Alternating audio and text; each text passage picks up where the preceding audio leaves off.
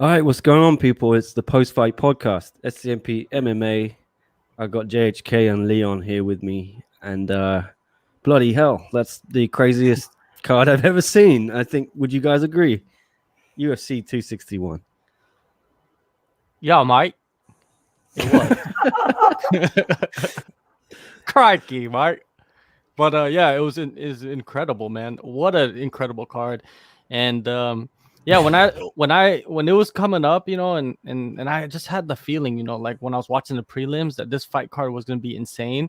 And I even tweeted it out. Like I said, man, this is gonna I have this vibe, and it's gonna be something to like UFC 217 levels. And guess what it did? It surpassed that, man. It was a much more insane, phenomenal night. It's why I throw it insane, because you have that leg break that just makes it insane, right? Just it's how ironic was that, man? Chris Weidman is the guy that checked the Anderson Silva kick, and Anderson Silva broke his leg, and then he comes out and breaks his leg off the check kick. And man, his seemed like it was worse because he like snapped it in half and then stepped on it and it bent. Lucky, man, his skin didn't rip, dude. I'm so glad like that didn't happen, man, because man, Chris Weidman is a nice dude. You interviewed him leading up to this fight, Nick. I did, yeah. And yeah, like you say, he's a really nice dude, and that's what made it so crazy and heartbreaking for me. Just he put so much effort into not just this fight, but the comeback from the 1-5 streak. You know, he ground out that win over Omari, and then he'd put in all this work since then. I think that was in August, and he'd relocated, and he was ready to show like a new Chris Weidman, not like the old Chris Weidman, like a new Chris Weidman. And then 17 seconds, like you said, first strike thrown. Jesus. I don't have the words for it. How heartbreaking that is for Chris, and how tough it was for Uriah as well. I mean, we can get into all that, but Leon, just quickly get your general reaction to the madness of this card. Yeah, well said to say. That was just crazy. The fact it happened to Chris Weidman, who was on the other end of the receiving end, if that makes sense, against Anderson Silva, just makes it even more crazy. And then, like Joe Rogan said about 100 times, the fact it was the first kind of kick of the fight, it was about 17 seconds. Just crazy. Like John said, when he stood on it, it's like, tough to watch. And that's going to change, move the goalposts again a little bit. Because since Dustin Poirier beat Conor McGregor, it's all been about the calf kicks. Calf kicks. And then Jimmy Croot, he had that drop foot as well in the fight before that, from a kick to kind of the calf, the knee area, back of the knee. You thought, wow, that's the technique. And then this happens, and then there may be one or two fighters just saying, maybe the calf kicks aren't that great idea. I don't know. So Derek Lewis tweeted jokingly, "I'm never throwing a kick again." But yeah, but Leon, you're not even. You're wrong, Leon. The calf kick and the kicks that happened tonight, not even close to calf kicks. Like the kick that Anthony Smith landed on Jimmy Croot was on the thigh, like behind the thigh. This kick, Weidman was on the knee. Yeah, on the knee. Okay. He wasn't aiming for the knee. No one's aiming for the knee. What are you talking about? Whoa, you just throwing fucking strikes? Come on, Leon. These are professional fighters. They're aiming for. It's like when you're shooting a goal or hitting a tennis ball. You're just swinging the racket, and you're like, "Oh, I hope I land."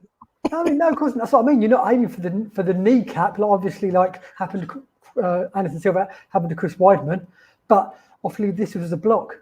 But I'm talking about the low leg kicks, which is around the calf area or the quads or the thigh. Yeah, but the thing is, like when they threw their strikes, they were aiming for the thighs. They weren't aiming for the calf. Those are two totally different situations. Because if they're aiming for the calf, the leg kicks would be much lower than they landed, right? That's true. Yeah, I'm thinking leg kick. Yeah, but I mean, sometimes you're wrong, Leon. Just you're right 92% of the time, but sometimes you're wrong. 2.5% actually. But I didn't expect. That's kind of what I meant. The leg kicks, although obviously the calf kicks have got even more notoriety the last few months. But any leg kick, there's a risk that you can. Even in the Randy Brown fight, he got hit with some hard calf kicks, right? And he looked visibly hurt, until he got into the ground. But yeah, there was some. Yeah, the kicks were a big big story in this card for sure. And the Jimmy Croot fight, I mean, he was the one landing the leg kicks. He was the one doing the damage, even though he was getting picked apart with the jab. You thought, what's going to come out on top first, the jab or the leg kicks? And then suddenly, it's a mixture of the two. It's Jimmy Croot being hit by a leg kick. I mean, that was a crazy twist as well. Perfect placement, man. Like, I think it was just Anthony Smith, that veteran, savvy. It plays a lot, man, in the experience. Well, I think when it comes to drop foot, there's a bit of luck involved because it very, very rarely happens. There's obviously a specific point that crushes the nerve, and we're kind of used to it now. But the first one or two times you see that, it's the weirdest thing you've ever seen. It's like someone puts their foot down and it rolls, or their foot rolls forward, and it just doesn't look like it looks like someone's just so drunk they've forgotten how to put their foot down flat.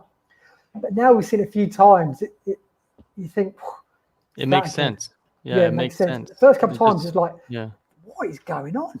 Yeah, because he couldn't walk, man, and I thought the doctor did a good job, making him walk forward to see if he can walk properly, and he just couldn't do it, man. And it was a good stoppage.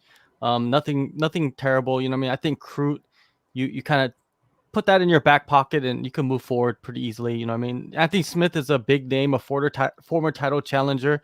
It's not like you lost to some, low level guy. This is one of the best guys in the division. So I still think Jimmy Croot is a big prospect in this light heavyweight division. I was surprised the commentator didn't pick up on sooner, because all we had to do is watch him walk back to his corner. Although they may have gone to breaks or whatever, but he literally couldn't walk back to his corner, and even sitting down, his foot was giving way. It was obviously a complete mess. But not only Jimmy Croot, not only has he got a big future, but he handled that so well. Uriah Hall also gave an amazing kind of interview afterwards. Shows what good head those two have got on their shoulders.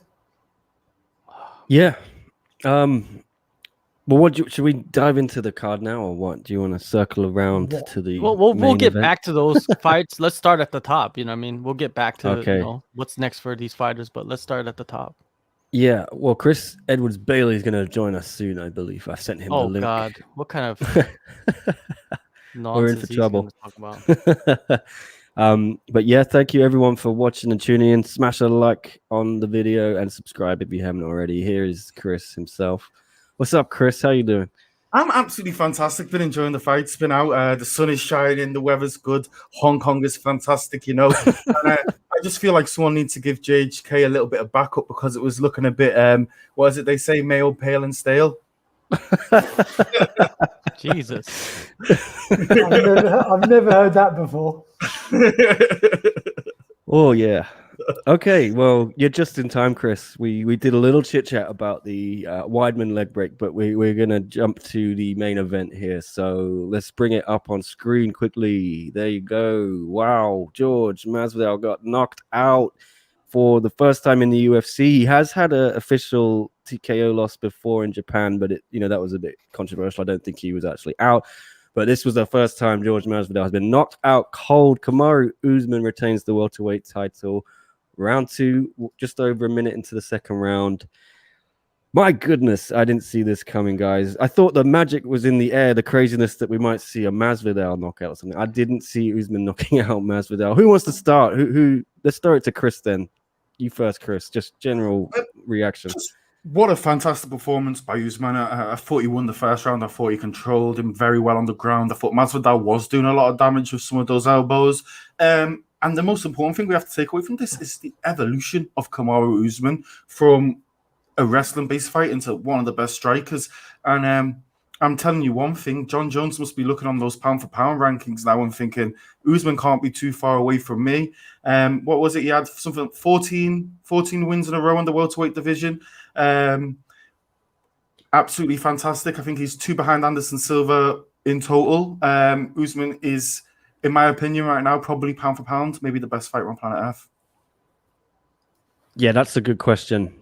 John, where does Usman rank now? Is Jones going to be replaced at the top of the UFC pound for pound rankings? Are you fucking kidding me? Did you just say Usman replaces Jones? Do you know what Jones has did and is doing right now? Can I say one thing though? And Leon He always beat says this. when I Masvidal, a do. guy that he already beat. Yeah, but when I do the pound for pound list, Leon sometimes gets angry at me when I do the one championship and he says, pound for pound, it should be a snapshot. It's right now. I can't remember the last time John Jones impressed me. I can't remember. Yeah, You're impressed by this? He just beat the guy 7 months ago. What are you talking about? He beat the guy in a dominant He just decision. beat the guy 7 months ago dominantly for 25 minutes. You're talking about he's pound for pound better than John Jones. Yeah, he beat a top contender in the welterweight division with so much experience. What are you talking about? He's a top contender. He just came off a loss. to the champion. He 2 in a demolished row. him. How is he a top contender now? He demolished him 9 months ago, roughly, and he demolished him in a decision. He upped that by finishing him. We have to You respect guys are so that, no? argumentative. No, I do respect it. I do, and I've always said it to you guys. I always said Kamaru Usman is one of the best fighters in the world, but you're saying he's replacing John Jones. I never said he was I don't replacing think John Jones. so. I said John Jones is looking down at that number 2 position, and he must be starting to get worried. Who's number 1? All right, let me John Jones. rephrase that then. How can Kamaru Usman overtake John Jones then, John? What's he got to do to be pound for pound number 1? Well, he needs like 5 more title defenses. You know, you're when you say that though, you're talking more as in GOAT status. We're pound for pounds now. It doesn't matter that John. no, Jones, it is right now because John Jones hasn't lost. But why What does are you Usman need another 5 wins to be the pound for pound best now? Yes, he does because look at the level of competition too. But You John know what I mean? Jones Usman- might lose his next fight. Kamaru Usman. Okay, might knock then out you could Colby then you Covington could in come 30 back seconds. when he loses his next fight and says, oh, "Okay, Kamaru Usman is number 1 or whatever on the pound per pound list." But until that point, until then, you cannot put him up there like that. Come on, let's be real. Like you're gonna starting let to sound Leon- like Dana White. Dana White's like, "Oh, Usman is the best welterweight of all time." It's like, what? You forgot well, that's- GSP? Tell me your last good John Jones fight, because my last good Usman fight was today. The one before that was what, 8 weeks ago, 10 weeks ago? I remember them. I don't want to remember the sloppy performance against Dominic Reyes. I don't want to remember the split decision win against Thiago Santos. The Anthony Smith, Jesus Christ, he couldn't even finish him, man. I mean, Anthony Smith couldn't even finish him. You Masvidal, put Jorge Masvidal. Listen very carefully. Yeah, Jorge Masvidal you is compare the Jorge Anthony Smith. Masvidal to Dominic Reyes No, Jorge Masvidal to is the Thiago Anthony. Santos. Jorge Jorge Masvidal. Masvidal. What's his best win? Ben Askren, who was he's the like 40 Anthony years Smith. old with no hips, nothing. He's the Anthony Smith of the welterweight division. You know what I mean? At least Usman finished him. You know what I mean? His best win, at least Anthony Smith beat the best guys in the division to get that title. Look, Jorge Masvidal beat Ben Askren. Listen very carefully. He beat a weak the way he done Aaron it, the Till. way he done it, the way he done that as well. The way Yeah. he done it? I'd say it's quite nice just to being on the outside of an argument for once. I'm normally right in the centre of it. Well, you got to ride with somebody. I can see arguments for both. If I'd made one of your points, I'd be arguing it to my death. But as I'm on the out, I kind of agree with both of you actually. I think John Jones has got to have that respect for what he's done. Yeah. But Chris makes a good point. He hasn't looked impressive lately. Maybe Usman needs 1 or 2 more huge wins to overtake him. But I think we can all agree he's flown up the pound for pound rankings, Yeah. and he's deservingly got to be up there now. And can I add one thing there as well? I feel right now we're seeing peak Usman. That's why he's my number 1 right now. I'm seeing peak Usman. I don't think I've seen peak John Jones Well, since we have. Gus Two. He's past his peak. Yeah, that's what I'm saying. And that's just my argument. And that shows how good John Jones is. He's past his peak and he's still the best fighter in the world. That shows how good he is. But all I'm saying is Well, John Jones needs to compete again. He needs to compete and he needs to look impressive. Because at the moment, he's not. He hasn't got a fight booked. He's putting on weight. He can't go back to light heavyweight now. He's at logger's end. Is that the right word? With the UFC about money. So will he fight again the next year? I mean, and if he doesn't, then he can't just stay at number 1 just because of his reputation. because there are fighters that are, like Usman has been, especially for champion, he's been active. And a little bit of me thinks he's trying to dodge Colby Covington a bit because he just won't commit to that fight. And Colby Covington, I think, is a deserving. We talked about yesterday or the day before. Leon Edwards is up there as well. But Colby Covington has by far given Usman the most difficult match of his career. Certainly, if he's since he's been the champion. He's got to fight. He needs to fight Colby again because that was his only real test as champion. Colby annoys me a little bit that he's just sitting there and waiting. I think we all prefer fighters when they go out there and make their point and they win. No, he beat Woodley. Remember that. He beat. I know. He beat Woodley and he finished him as well, dominated, and then got the finish. I think in the 5th round. So, but then he could have fought Leon Edwards, which would have been a certain #1 contender fight. The winner of that would have had no doubt by anyone in the world that they deserve the next shot. But when you sit out and you go, I'm not fighting anyone unless it's for the title or Masvidal, you lose a bit of respect by some of the fans. But they're the two fights that make sense for Colby. Are we ever going to see him fight Jorge Masvidal now? I don't know. Yeah, he has a lot of fights. I was just talking about that to somebody. Like Masvidal has the Nate Diaz fight. It's always there, right?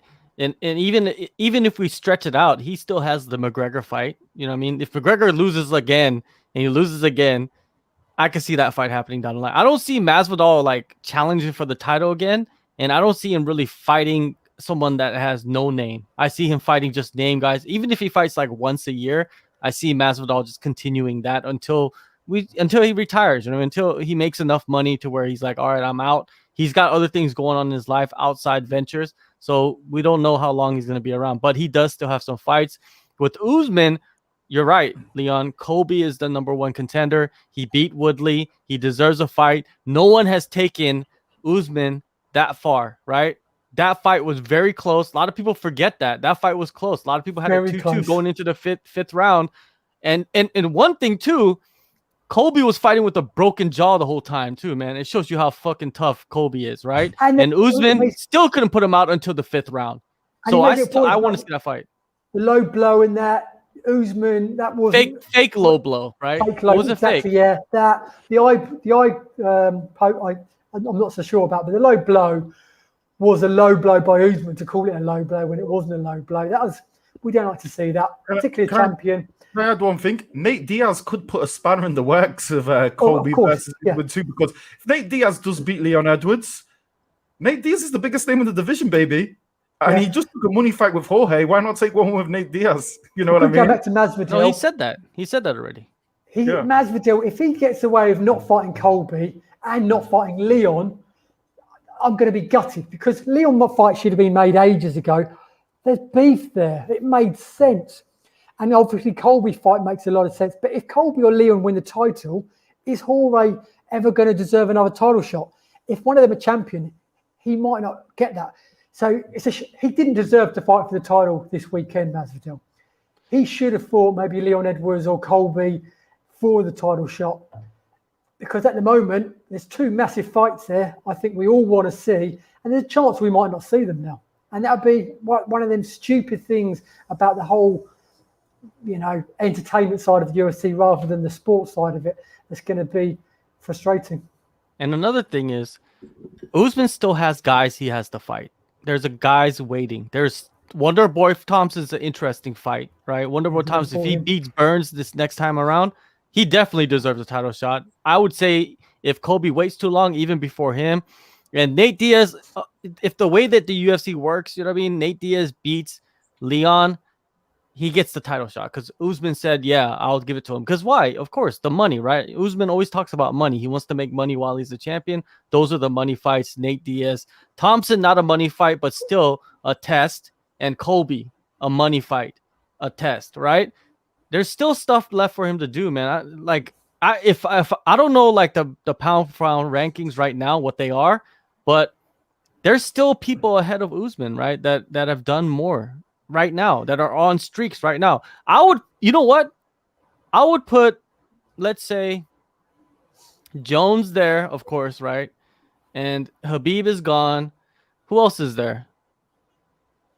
Other pound for champions. pound. On the official Ngannou. UFC Yeah. pound for pound ranking, Ngannou's there, right? Ngannou's up there. I don't think Ngannou's ahead of Usman though. Like No. I on would the never argue official that. UFC pound for pound rankings for men, it goes Yeah. John Jones, Usman, Volkanovski, Adesanya, and Ngannou.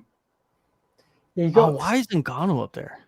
And then Poirier, Miocic, Blachowicz, etc. there aren't really any standout pound for pound. I mean, you've got to put maybe Usman certainly in the top 3 now. There's none out there now that have really just looked up. I mean, is he probably? But even then, pound for pound means, for your weight size, and he's kind of, and a good sign of that is if you fight outside of your weight class.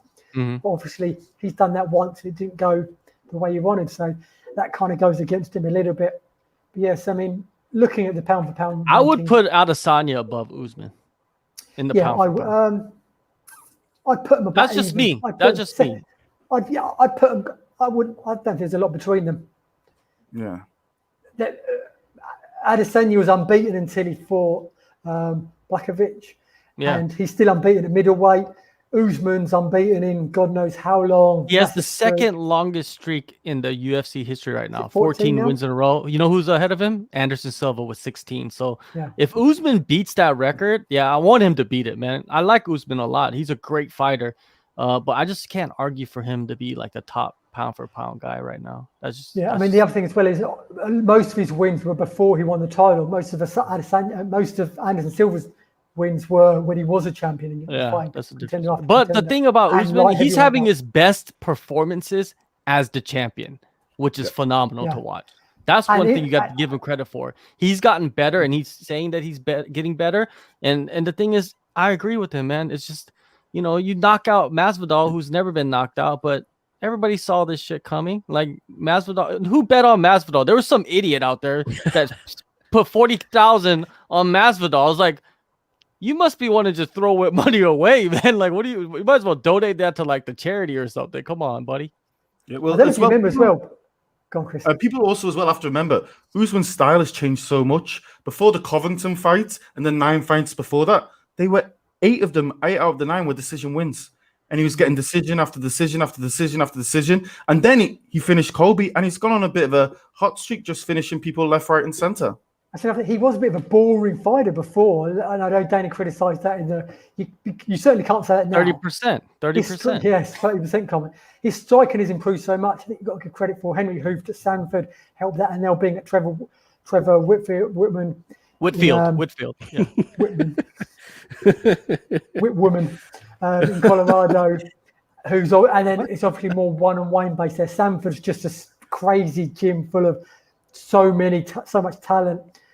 With Trevor Whitman, it's more one-on-one. His striking's just gone off the charts for him. But I don't know if you remember, after he beat Burns, I still thought he was a little bit overrated at the time. I still wasn't convinced. I said he was a worthy champion, but I said he still wasn't in the category of being with the GSPs and that. I don't take that back 100%. Because up until then, I don't think he'd really proved it to me. Until the Burns fight, even after he finished Covington. Yeah, but that was very even. No, to Woodley. Because everyone said the same thing about Woodley, and for me, that was so over. That was so for recency. Woodley had about 2 or 3 title defenses. Looked amazing against Robbie Lawler. Great first fight against Wonderboy. Boring second one. Beat Darren Till, fair enough. But at that point, everyone was saying he's the greatest welterweight. It was just biased recency, and it was similar with Usman. I think too many times we see someone defend their title 2 or 3 times, and we automatically start comparing them to the best ever in the division. And that's what I think happened with Usman. But after today's performance, he's really gone up a level for me. And I still rated him before, but just not anywhere close to GOAT status. It's hard to impress Leon, says Arthur. I agree. 100%. Steal my ex-girlfriends. Yeah. But he's impressed by Angela Lee. Jesus Christ. Name me one time I've said something positive about Angela Lee to you. Always, you're like you love Angela Lee. No. I think like you wanted to be at her birth. I think you just pulled that imaginary idea out of your head. Christian Lee, yes. I've complimented him loads. Angela Lee, she hasn't fought for ages. In the last few fights, she ground out a decision against Cheong Jing Nan. The fight before that, she lost to Michelle Nicolini. The fight before that, she lost to. So it's not as if I can't even think of the words. Don't stutter. No, well, you know how brain dead I am. Yeah. I'm not on her coattails. Is that the saying of her? You know, when she does something good, I compliment her. But I think you picked the wrong leader. I'm just pulling rabbits out the hat. That's all it is. I think No, but I know what you mean. I'm normally very complimentary, especially like Christian Lee. Yeah, I think you just can't criticize Usman anymore. I don't think you could criticize him a long time ago. I think he's proven himself. I mean, his record speaks for itself. I mean, when you look at the other two champions that did fight on this card, he's the one with the least losses. He's only been finished once. Like Antonio, for how dominant she's been in their division. You look at Rose. Rose has got a hell of a lot of losses compared to her win record. You know what I mean? So it does show you. I mean, Usman is right there. And the thing is, you have to say, he's got everything before as well, because he beat the champion. He didn't have someone retire and he inherited the title. He beat the champion and he's defended it, 4 or 5 times. So you've got to give this man his respect. I did say he was a worthy champion, by the way. I said he's a worthy champion. He's the best welterweight in the world. I was going to quickly say, I mean, if he beats Colby Covington next, who's probably his toughest challenge, then what next for him? Because at least Colby Covington, unless Usman is improving at such a rate, he gets through Colby comfortably. At the moment, Colby's his only real rival. Like I said, Wonder Boy is a bit of a mystery, but you'd think he has the game to neutralise that. You know why they've got Leon Edwards as well. They've got to go Leon back Edwards, to that. he's beaten him once before, though. And Edwards, if Edwards Leon wins, Edwards, that Leon Edwards fight, the judges gave it 29-28. I think 2 of the judges, one gave it 30-27. So maybe over 5 rounds, that would be a little bit different. And I do have to say, I think Leon Edwards could most likely beat Usman just on the basis, man. I just want to say big up on my Jamaicans out there. Too much today on the cards. You know what I mean? We are the South China Morning Post, but sometimes we can be the North Jamaica Evening Post. You know what I mean? That's a good point. Yeah, Leon Edwards, you can't, although he's lost to him once, if he beats Nate Diaz, maybe he just sits out and waits for the winner of Colby Usman. He still won't get a title shot. I guarantee you. This is what Usman is gonna do. He's gonna sit back. That's why he's not talking about Colby. He's gonna sit back. He's gonna wait until the result of the Leon Nate fight. Nate wins.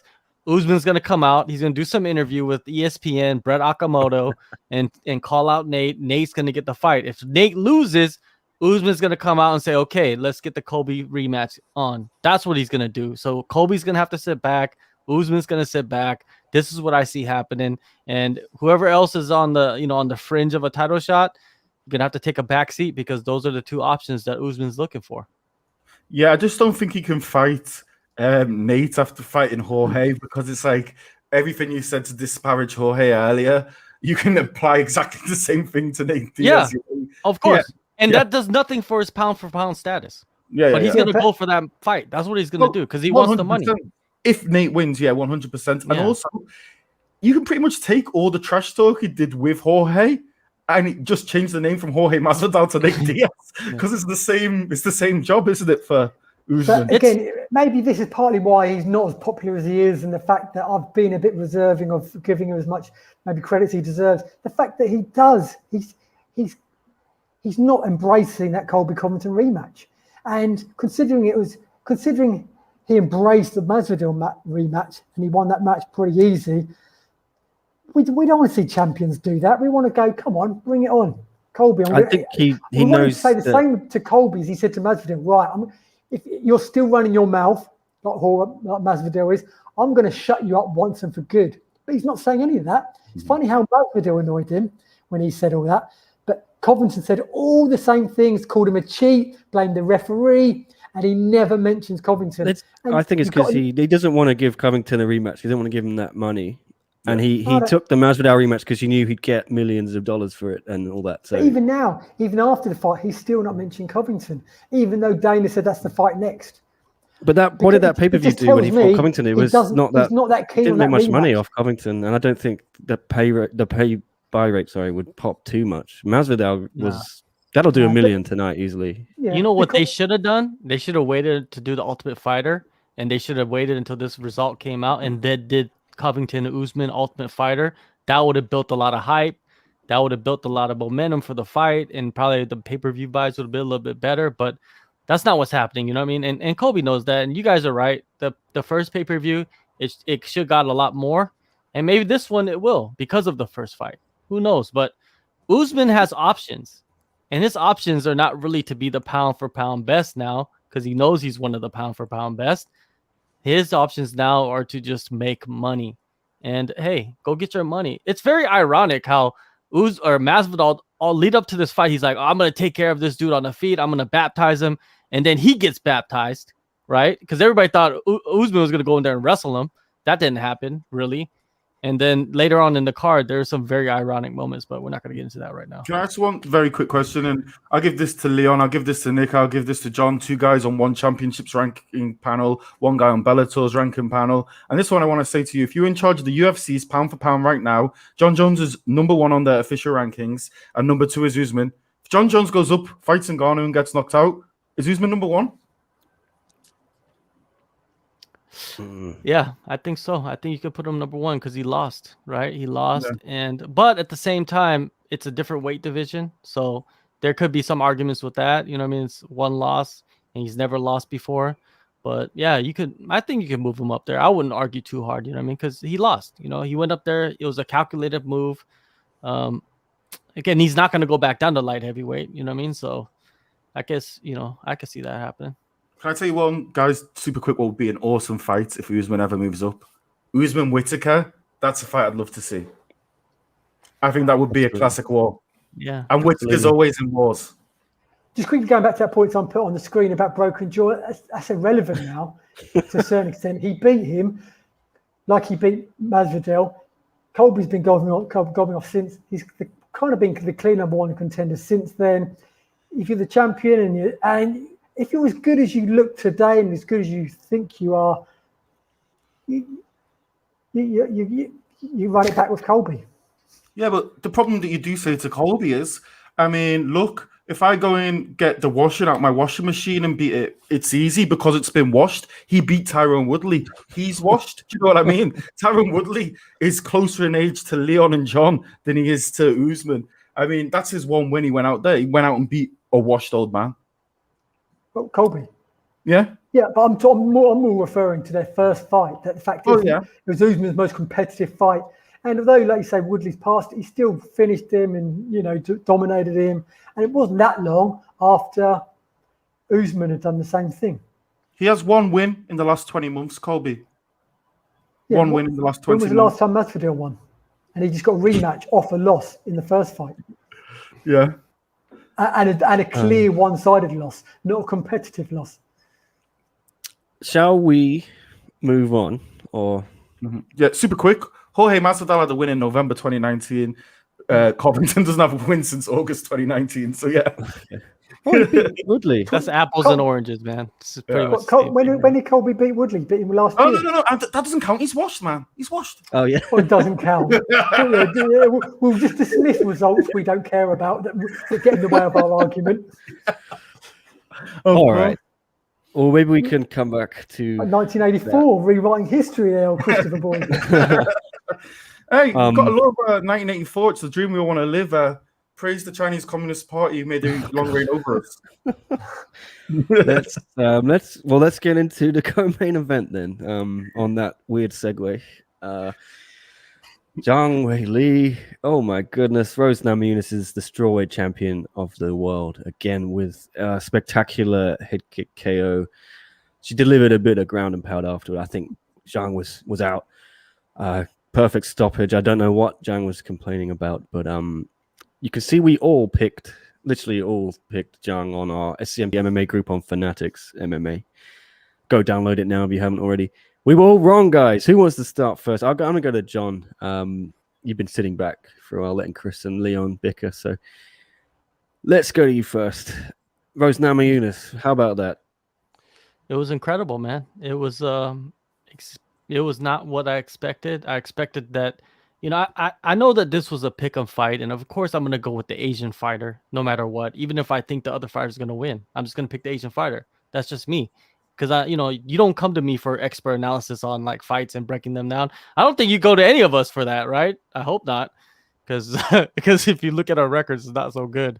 But yeah, with Rose, man, she came out, and they both look good on the feet. They're feeling each other out. They landed a couple shots, and man, Rose just capitalized on the first opening, and it was beautiful. It was absolute beauty. That head kick knockout, she was gone. You know, she did pop back up, but once Rose got a couple more punches in there, you knew it was over, because she was wobbly when she was walking around trying to protest the stoppage, right? And she was pissed off, and understandably.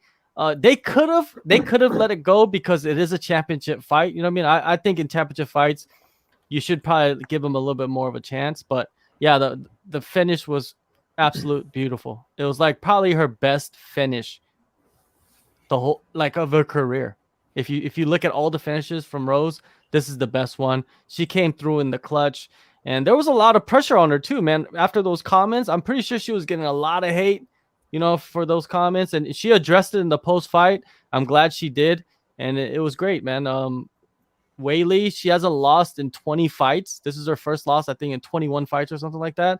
And that doesn't mean it's over for her, man. This is her first loss in the UFC. We've got to shed a tear for Mengbo, who now no longer can be called the only woman to beat Zhang Weili. So no tears there. She wasn't getting much hate in the arena. It was a shame to see Zhang Weili get booed like that. Well, yeah, you know, absolutely. You're in Florida, man. Have you been to Florida? I'm sorry, Yeah. I totally don't there. agree with that. I honestly think where I come from in the world, in Liverpool, any fighter who's fighting a guy from Liverpool will probably get booed. Any fighter fighting an Englishman will probably get booed where I come from. I think it's probably the same all over Europe. Most of the people who I saw who were shocked by it were generally Americans and Canadians. I think it's normal. I think if it was the other way around, I think if it was in Shanghai, I think you'd hear some boos for Rose, especially after what she said as well. But I think more, but obviously in like you talk about in England, that it's more kind of banter. It's like you're the opponent, I'm going to boo you. It's like a pantomime. But when it's booing someone from a political stance because they're from China and they're painted out to be this communist country, and you're booing their representative, well, they kill that. But then, you know, it is UFC, and you know these things happen. I mean, when Wonderboy went to Liverpool to fight Darren Till, they let off 200 pounds of fireworks outside his hotel at 2 a.m. And 3 people in the middle of the night before his fight, had cigarettes in their room that made the fire alarm go off. I mean, come on. It happens all over the world. It happens in sport. I think it's okay. As someone who lives in, I think it's okay to boo, man. It shows passion. It shows having a homer. I like it. I like the booing. They weren't booing her. They were booing her country. And like I said, I joked about before in our group. I'm not patriotic at all, but to boo someone because of their country, yeah, we don't need. Well, that. you got a bunch of Colby Covingtons in the crowd. What do you expect? Well, you know, I'm not losing any. You got a bunch of Colby Covington fans, Brendan Schaub fans, and Trump supporters. What do you expect? It doesn't make anything to me, but it's just a bit of a shame. That's all. No, to boo someone. it is what it is, man. There's people booing, and when they get booed in the wrong place, they blame it on this and that. She got booed, you know, whatever. Yeah. Fighters get booed all the time. I get booed. You know what I mean? Who cares? Booing her so much. That's my point. Yeah, it doesn't matter, right? It's over now, and I don't like downplaying the Asian hate. Who's downplaying the Asian hate? Well, yeah. Do we think it was anything more Asian? sinister than just that? Was there any kind of Asian hate aspect to the boos that Zhang got? Do you think? How do we know? How do we know? No, they were anti. Well, it was about China, wasn't it?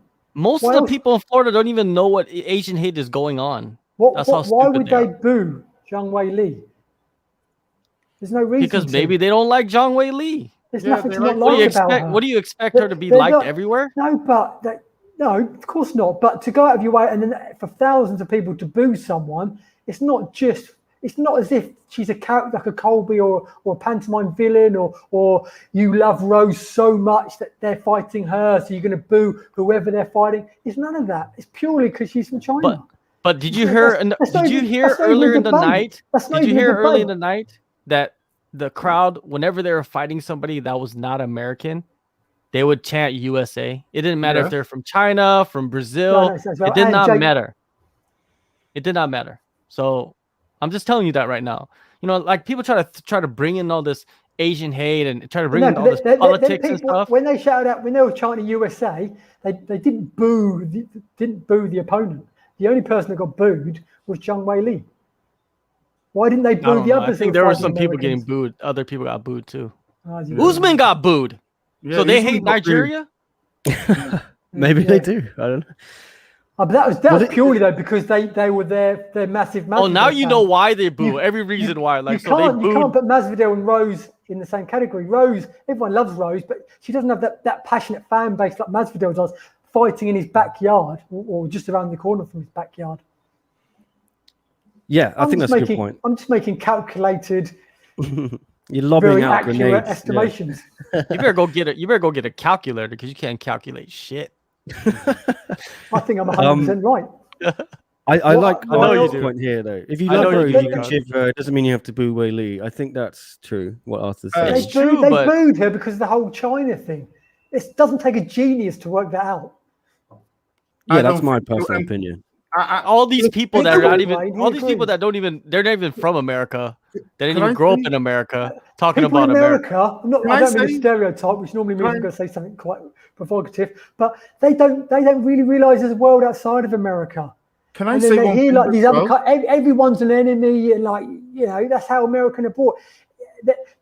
They still believe that their soldiers are fighting for freedom in these foreign countries. Yeah, but did this show just turn into InfoWars or what? Can I just say one thing super quick? Like say if one day Ham went back to the UFC and I'm there watching Molly McCann fight Ham in Liverpool, I'm going to boo Ham.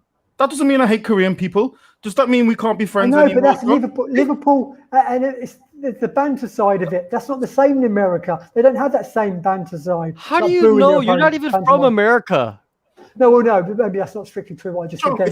I'm telling you, with an English booing her because she's from China. No, it's not brain surgery to work that out. And Usman they booed because he was fighting Masvidal, who had 15,000 diehard fans there. What do you? Everybody was a Masvidal fan there. Well, not everyone, but he had thousands of hardcore fans there. This isn't. I understand he had fans there, but I'm just saying I don't think just because there's boos, meaning that you have to tie it into whatever country they're from. It could be, but I don't think so. You know what I mean? I'm not saying it was racist. I'm just saying they were. Well, maybe I'm saying this racist. I don't know, but they were booing her because of the whole China thing. America portray other countries like China's and the Far East as enemies, and then obviously the whole Rose comments and that just added a bit of fuel to the fire. I'll just tell you this right now. Earlier in the night, when the fight went to the ground, they were booing. So I'm just telling you that right now. Mm-hmm. When the fights were going to the ground earlier in the night, people were booing because the fight went to the ground. Does that mean that they're racist against the canvas? No, but you can't compare that, can you? I'm just saying, boos come out pretty easily. I know that, but Zhang Weili, there's no reason to boo her. There's no other possible. She's not fighting Jorge Masvidal, the hometown favorite. She's not like a character who says provocative things. She's not like she's well liked. She's the comments are going off. So I just want to say, like, it's opinion, guys. We all have opinions. Everyone in the comments got an opinion, and we're having a debate. It's all good. There's no right or wrong answer. So I'm not trying to stir the pot. I'm not saying you are. It is. And, no, you're not. But I'm saying, yeah. But let's all just, we can have our opinion. So let's keep it friendly, though. Let's move on from that topic. Yeah, but it's an important topic. We don't have to move on. Like, no, let's talk about who's next for Namajunas. Yeah, that's a good idea. I think that's important right now, right? Because Joanna Jacek talking about she wants the winner. I don't think so. She just lost to Rose twice, right? And she just lost her last fight to Weili. There's no justification. She 100% wants to fight her next. 100%. Rose does? Rose does? I thought you meant Joanna wants to fight Rose next. She did an interview this week saying that she does want to fight the winner of this fight. I didn't hear the beginning of your sentence. Rose she's not gonna fight Joanna. If they do put that fight together, and I don't think it's like a money fight or anything like that, it would be just like a slap in the face. It depends how the fight goes next month. Is it Carlos? Well, it is. That's who's next.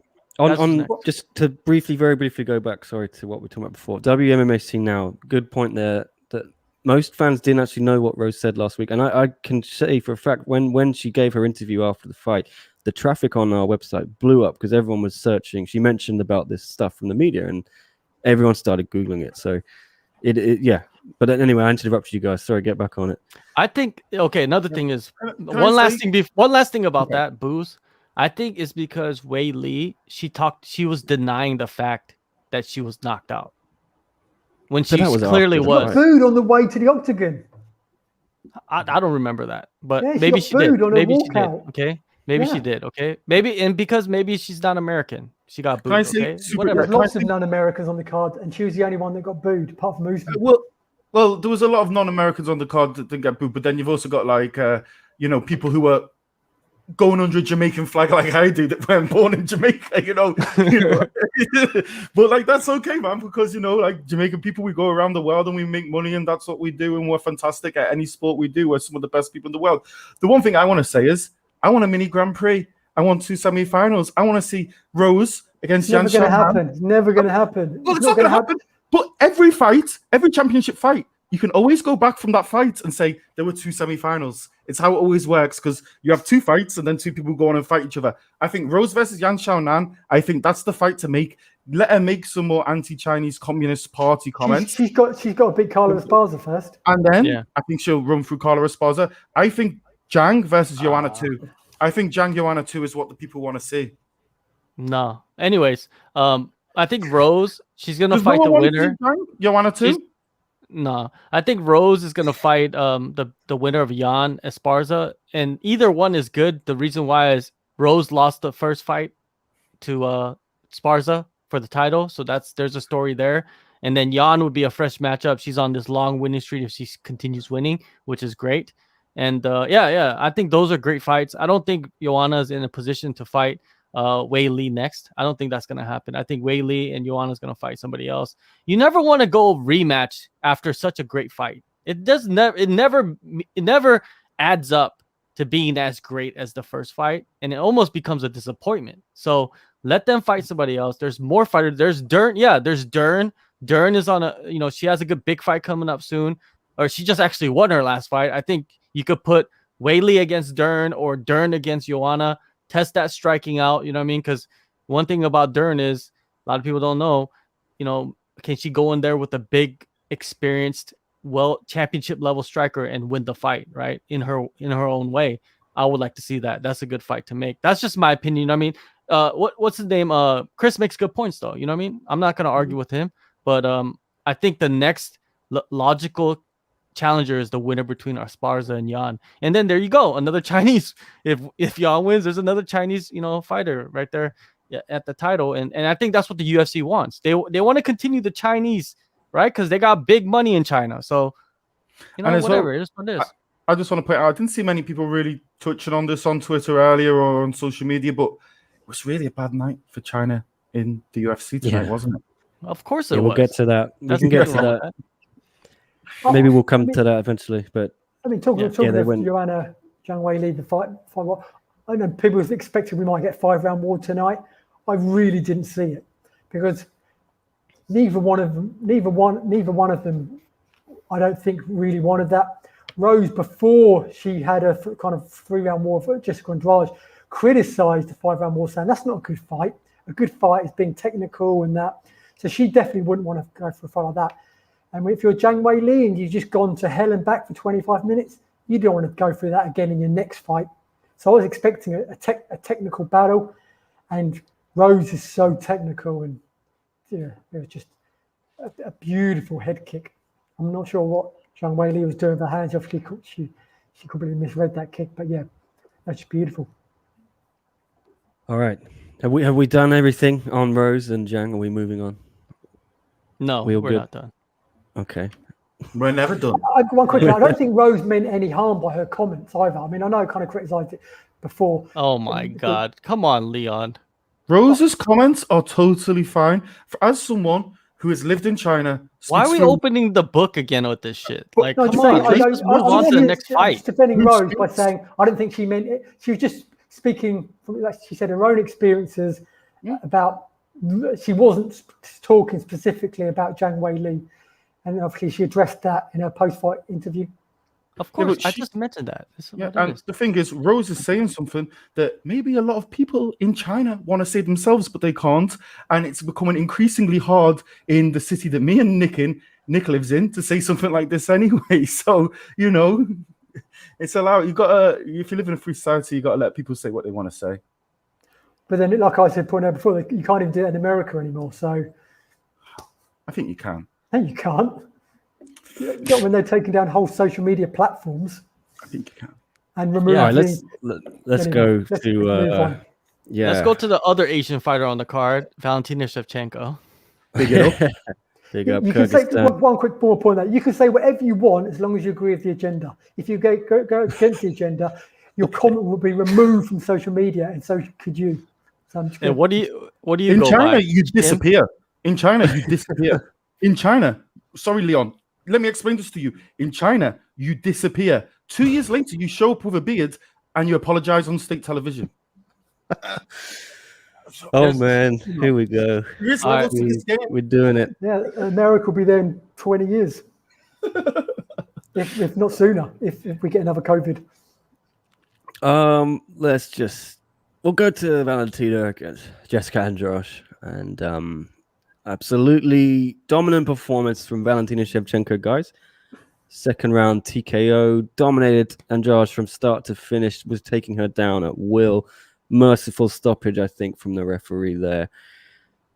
What is there anyone, guys, who can stop Valentina? And I think people were talking about Weili against Valentina if Weili won the fight tonight, but that's now out of the window. Do you want to see Rose try and challenge Valentina? No. Well, I They're know. friends. They could There is friends one work out their person. fight. There is one person who can beat Valentina, and we've seen it twice, and that's Amanda Nunes.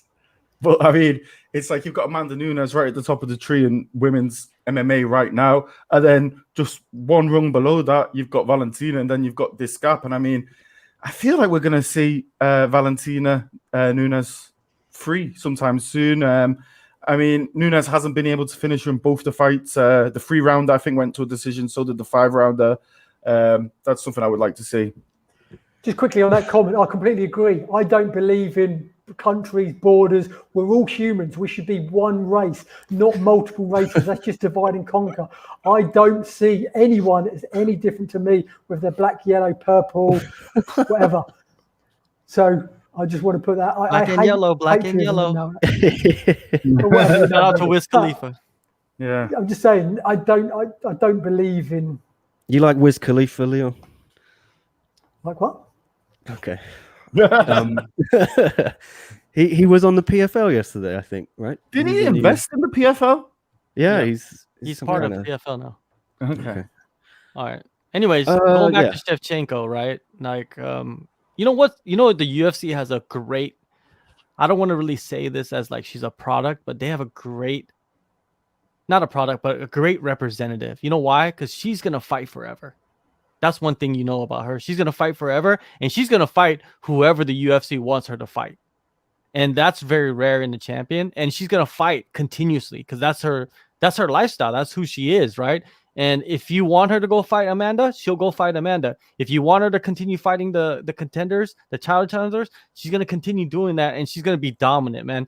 I think we should just let her be who she is and try not to force her into like certain fights because I don't think she cares. She just wants to the make Nunes money, fight.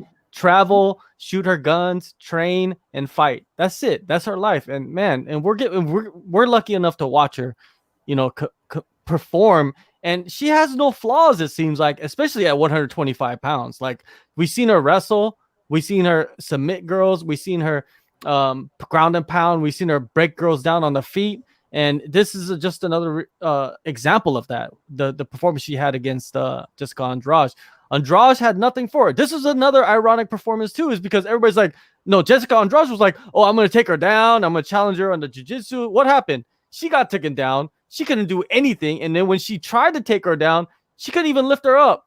And it was just like, once that happened, it seems like it was the beginning of the end for Jessica Andrade. I love Jessica Andrade, man. She's a great fighter, and she always had that puncher's chance. But Valentina, one of the highest levels of IQ in the sport right now. She goes in there, doesn't exchange too much on the feet, takes her to the ground, and finishes her with ground and pound. You know, I think she should have got a performance bonus, man. I don't know why I've been saying didn't. this for months and months. She's on a par with me with Amanda Nunes. She deserves that woman's GOAT status as much as Nunes does in my eyes. Nunes is obviously a 2-division champion, but then she's heavier, and there's a division above her which hardly has any fighters. And most of the fighters she's beaten at featherweight are actually bantamweights anyway. And obviously, just look at their two head-to-heads. Shevchenko's given Nunes the toughest fights and given up a lot of weight. So for me, Shevchenko for a long time, I've been on her hype train for a long time. She's incredible. This is the first time I've ever heard you talk about Shevchenko. Don't lie. I've said, Nick, do you remember before Chris? You remember everything. I've said this before. I've said to her, I've said before on numerous occasions, she's up there. She's on a par with Amanda Nunes. I thought you said she won't even be ranked in one championship. She's good. She's not as good as Angela Lee, though. Yeah, that's it. Yeah. I said that. But where does Jessica Andrade go from here, man? Like, that's the big question. We know what Valentina's gonna do, but go down Jessica and fight Andrade. Rose, because she ran.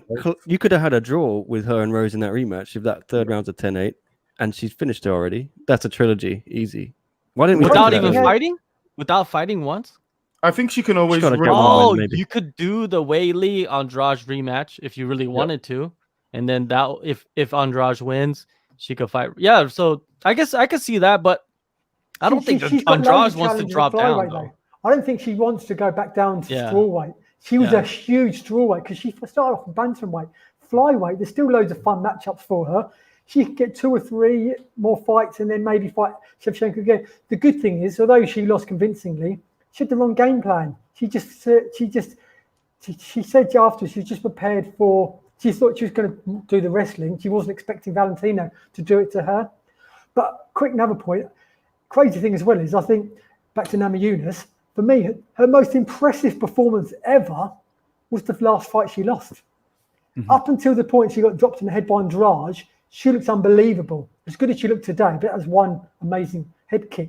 Against Andrade, she looked as one of the best performances I've ever seen up until the point where it wasn't. Okay. Which is pretty crazy. All right. The one thing I'd like to say as well is it's actually very similar to Usman, Shevchenko, because she's been good for a long time. Every time she just seems to get better and better. I don't really know who's out there for her next. I think maybe Cynthia Calvillo. I think you've got the winner of Lauren Murphy. Yeah, Lauren Murphy. Lauren Murphy is probably going to be the next one. I think it's Calderwood. Yeah. I think JoJo Calderwood as well. I think she'd be a fantastic matchup. Gotta love JoJo.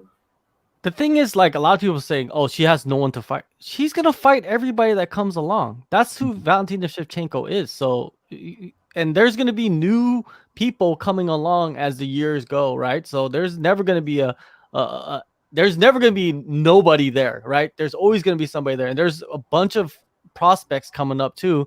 By the time these fights happen, they'll probably end up winning and moving up, and Shevchenko will fight all of them too. And it's all different styles. It's not like the same type of fighter. Lauren Murphy's a different style of fighter. She's actually pretty big for the division, right? So, you know, it's always a challenge. Shevchenko is always going to have people to fight her. We know her next opponent was 99% going to be the winner of Calderwood versus Lauren Murphy. So her next opponent's kind of already predetermined.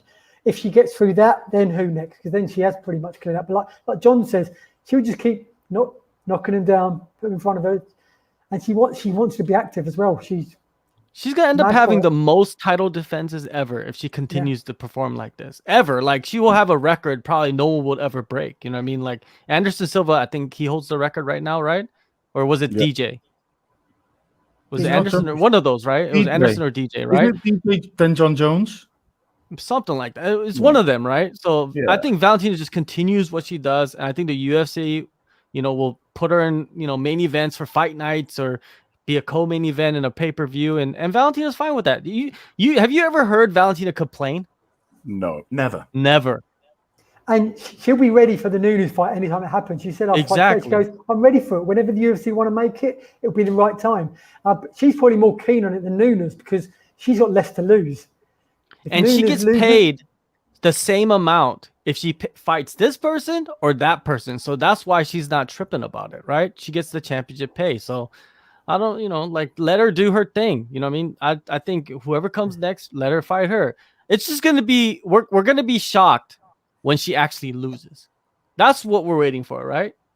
We're going to wait for her to be in trouble, like get rocked, come back from being down 3 rounds or 2 rounds or whatever, right? That's what I want to see. I want to see her in trouble early in the fight and then be able to come back if she is able to come back, right? And someone's going to come along that's going to be able to do it. Nobody's invincible. Yeah, that's true. It could just suddenly end at any moment when you least suspect it, or you never know when the next hot prospect is just going to suddenly emerge. And within 12 months of bits bursting on the scene, the next big thing. And that's one of my main reasons we love this sport, because you never know for sure what's going to happen. Yeah, Angela Lee moves over to the UFC, challenges Shevchenko immediately for the title. Come on, you know what's going to happen. Let's leave Angela alone. Come on, she just had a baby. No need to hate on What does that have to do with anything? We're talking about fighting here. Like, come on, we don't have to bring that in. Rip on Angela.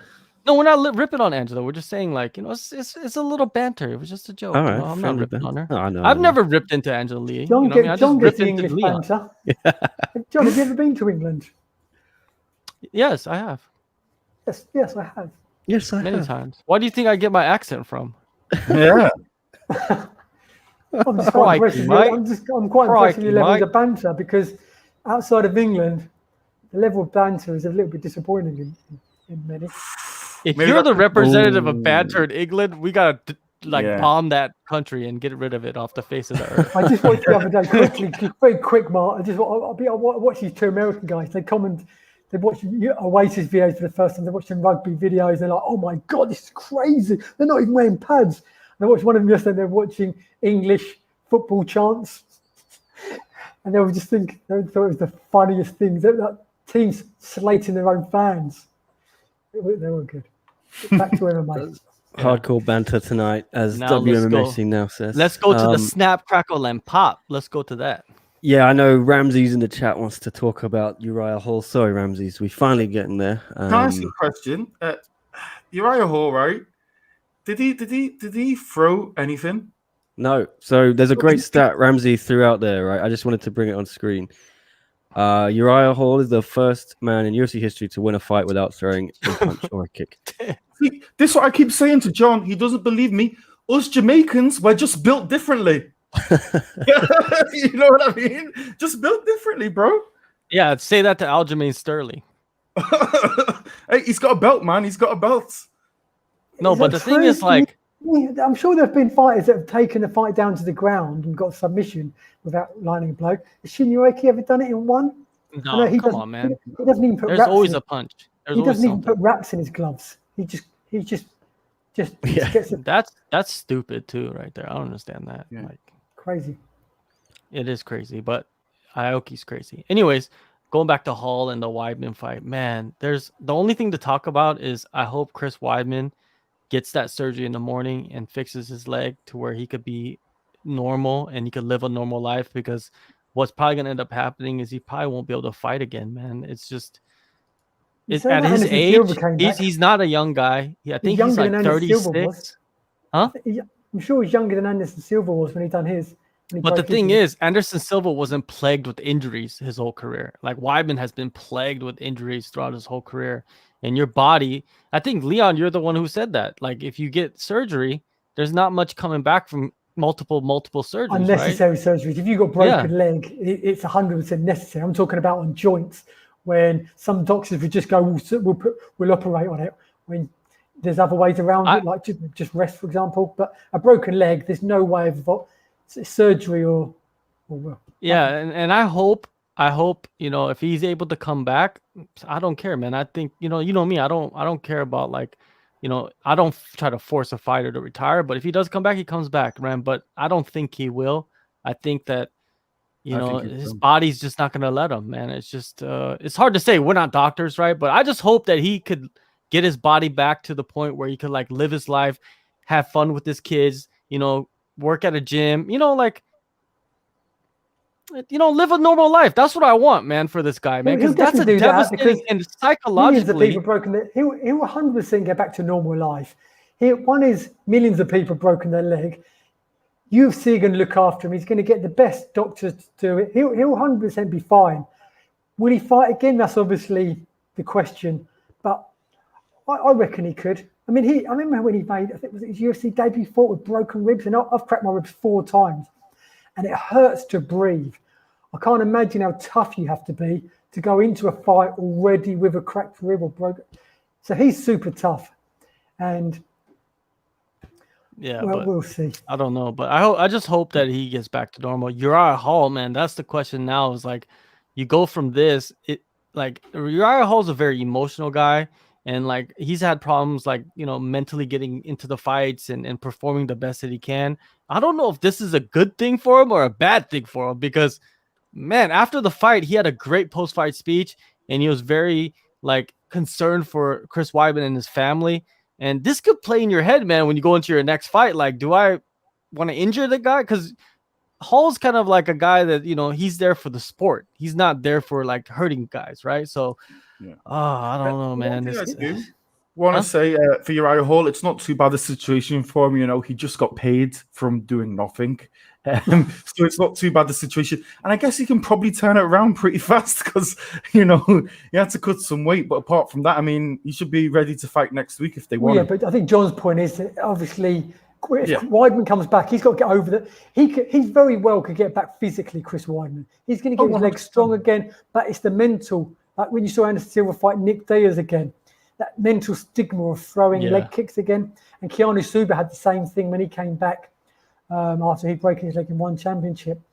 And it's similar with Uriah Hall. I think the point John was making is when you inflict that on someone, then that's a little bit of a hurdle he's got to overcome as well. I mean, I remember as well when he knocked out, Adam on the Ultimate Fighter. Yeah. He looked almost in tears then because he'd hurt someone. Yeah. As well, the one thing I'd like to add to that as well is it is going to be a really tough road back for Weidman. Absolutely love him as a fighter. Just one of the favourites. I think we all can agree from the podcast. We totally wish him well. I hope he's happy taking cheesy pictures with Wonder Boy and releasing them on Twitter to troll everyone. And I hope they're doing fun stuff like that soon enough. But I mean, you just, speaking to a few people I know, and you look through the litany of other sports, American football, soccer, whatever you want to call it, and you look at broken legs, and speaking to some people I know who've had similar things, and they say, yeah, you do have a lot of people who have come back from these kind of injuries and gone on to have really, really good careers. But generally, when you look at, say, football players, soccer players, they generally break their legs before 25 and come back and have a really good career. There's not many people who do it when they're turning 37 this summer. Yeah, NFL quarterback. He was like one of the elite quarterbacks in the NFL a couple years back. He broke his leg. He tried to come back last season, and he retired after the season was over. It just wasn't working for him, man. And with those broken legs, and he snapped it just like Weidman. Weidman's leg was snapped in half. There was no crack. It was snapped, like the whole both his bones. What it looked like, right? So both. But I think like with Hall, like what Weidman's gonna do. He's gonna be in recovery, right? So let's talk about Hall. Hall, I think he should fight Cannonier. I think he should get another a guy up in the rankings. Cannonier, I think he's ready to come back. I think Cannonier is ranked like number 4 or something like that. I think that's a good fight for Hall, a good test, and it'll move him up. If he can beat Cannonier, that puts him up there for a title shot. And he has some little beef with Israel Adesanya too. You know what I mean? Like he's always been the one that said like if there's a guy that could beat Adesanya, it's me. Let's see if you could beat Cannonier, and then we'll see if it happens. You know what I mean? I like both of those fights. It's do you see anybody else? I don't think he's gonna fight Gastelum. They're like buddies. No, the one I'd really like to see, I'd like him to see it run it back with Brunson when he got knocked out after about a minute or 2 minutes, something like that. I think the Brunson fight would be really nice because I think it's 5 years ago that fight was. I think they both moved on as fighters anyway. I think it'd be a really fun fight. Yeah, that's the one that shouts out. But it's really hard to choose a challenger for someone when they've just come off a win, but it's a win. You know what I mean? Empty win. Yeah. But to tell you the truth, I'm going to celebrate the empty win anyway. Us Jamaicans, we celebrate all wins, even the most empty of wins. But the thing is, like, you want to. Brunson's kind of like a step back, though. You don't want to take a step back. You want to step forward. Yeah, but I think Brunson is ranked 4th or 5th. So. No, I don't think so. Yeah, something like that. Well, I don't think we can actually fairly look at who picked that fight right. But Brunson yeah, ranked 5. like, that's a push right there for Uriah Hall's ranked 9. Cannonier was ranked 4. So yeah, Cannonier or Brunson would be good matchups, either one. Yeah. Yeah, exactly. Ramsey's celebrated Aljo's win as well, Chris. So yeah, big up Aljamain Sterling. That's a real empty win. All day, big him up all day, man. I had a red stripe and some jerk chicken the other day, and it just made me think of Aljamain's fantastic win. Fantastic win. Yeah, man. It's up there with the Jamaican bobsleigh team and Usain Bolt when he got his treble. I would like to admit that today I had a bad night of picks. And you know why I had a bad night of picks? Is because I just took all the Asian fighters. Because, me, I just told you earlier, I just pick all the Asian fighters. I don't care who they are, who they're fighting. I'm going to pick the Asian fighters. And, it didn't work out too well. So we'll get to that later. But let's move on to the next fight, which was a good fight for how long it lasted. Yeah, Anthony Smith and Jimmy Croot in the opener of the main card. Anthony Smith got, I guess, its first round TKO on a doctor's stoppage after Jimmy Croot could no longer stand up after I think it was a kick to the back of the leg. You guys were talking about it earlier. We can get into that, but yeah, Croot, he wanted to continue, but he couldn't even stand up when he got off the stool. And excellent stoppage. I don't think they had any choice. And props to Anthony Smith for doing that, guys. I think a lot of people are going to say, yada, yada, Croot couldn't continue, but that was a brilliant kick from Smith, wasn't it? I mean, Chris, why don't you start? Because we talked a little about this, JHK and Leon and myself. So what was your thoughts on this fight? Yeah, definitely. It looks like it could be something similar to a dead leg, something like that, hit a nerve. I do feel a bit sorry for Jimmy Croot as well, because I think he was saying as well, because this is Anzac Day down in Australia, New Zealand. This is their Remembrance Sunday of sorts, where they remember all the dead who've died in wars over the years, and he was trying to get that win to boost his nation in a way. It was turning into a pretty good fight. I was really enjoying it. I think it was a correct decision by the doctor. I think, as we all know, and anyone who watched the podcast knows, I like to follow experts. I like to follow professionals. I like to listen to what people who have medical expertise say. I don't just take memes off Twitter and Facebook like some other people. But you're gonna goad Leon. He didn't even say anything. If you really want to go there, Mister, I'm going to ignore all the messages that I got sent, because we can have that debate later. I don't have a phone right now, actually. But someone just put out, I think Dana White said that he thought it was a knee damage rather than drop foot. But looking at all the footage of him going back to the corner, the ankle rolling, the toes going under, that had all the trademarks of drop foot, of the nerve. So I don't know if Dana White's just, you can't take that for gospel what Dana White said in the post-fight press conference. I'd be absolutely amazed if it wasn't drop foot from the nerve, the back of the knee. Just caught the exact spot. Yeah, apparently it was the knee, says Dana. Yes, what I mean, Dana said that. But we saw what his ankle was rolling, his toes rolling under. That doesn't happen when your knee goes. When your knee goes, it buckles, but it doesn't affect your ankle. Oh man, it's the same thing happened with Henry. Smith went back to the basics, man. Sean O'Malley. That's what we should be talking about. Smith went back to the basics, used the jab really well. He was hurting him. He was hurting him with the jab like multiple times. His face was getting busted up. Even Croot, acknowledged that after the fight, and he perfectly placed leg kicks, man. That's what it was. And Croot did land some leg kicks, and he did have that moment at the end of the round where he took the back and everything. But I don't think Smith was in any danger. I think if they would have went to the second round, Smith would have finished him with punches, with strikes. That's what probably would have happened. Croot, he's young, so he has good potential, man. It's not like he's only lost to like ranked guys. He's lost to Smith and he lost to Serkinov, right? Misha By Serkinov, submission. Yeah, Misha Serkinov, right? So nothing bad about Croot, man. I can't say nothing bad about him. He's a guy that I've watched before the UFC, and I've interviewed him before too. And he has, man, he's only 24, 25, something like that. So he's the future of that division. So I can see him being the champ eventually. You just got to work on a couple things, and it's just bad luck today. But very effective basics. I mean, a lot of people say, oh, this guy won because of like this simple combination. That's the basics.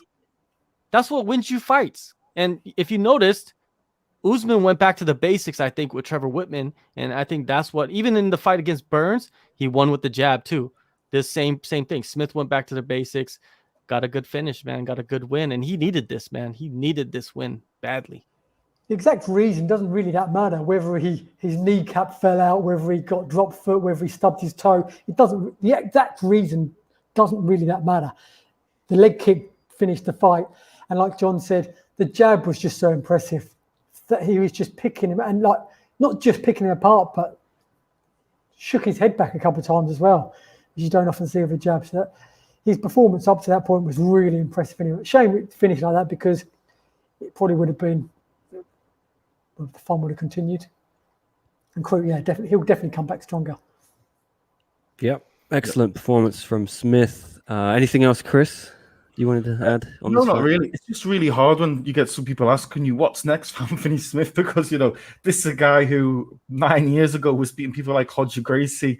When you do look at Anthony Smith, it's like people ask me who's a good matchup for Anthony Smith going forward, and it's like, well, he's kind of fought everyone, hasn't he, in the division? Like Shogun, Rashad, just pretty much everyone. I think there's only a few names above him. I think he hasn't fought.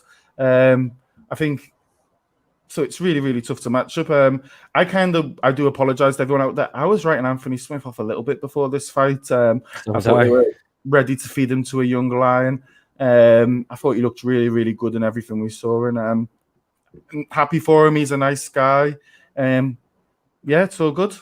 Give him another prospect. Give him another guy that was less like in the rankings, but still coming up. Johnny Walker would be a good fight, I think. Well, he said before the fight in his media day that, I'm happy to defend my ranking now, but after this, we're going to start climbing again. So I don't think he'll take another prospect, and I don't think he should have to. I think they're going to have to find him someone above him. Maybe if it's a rematch, fine. But maybe he needs to do the Santos rematch, because they fought in 2018. I think that's a good one. That's the rematch I think is the one I'd most like to see.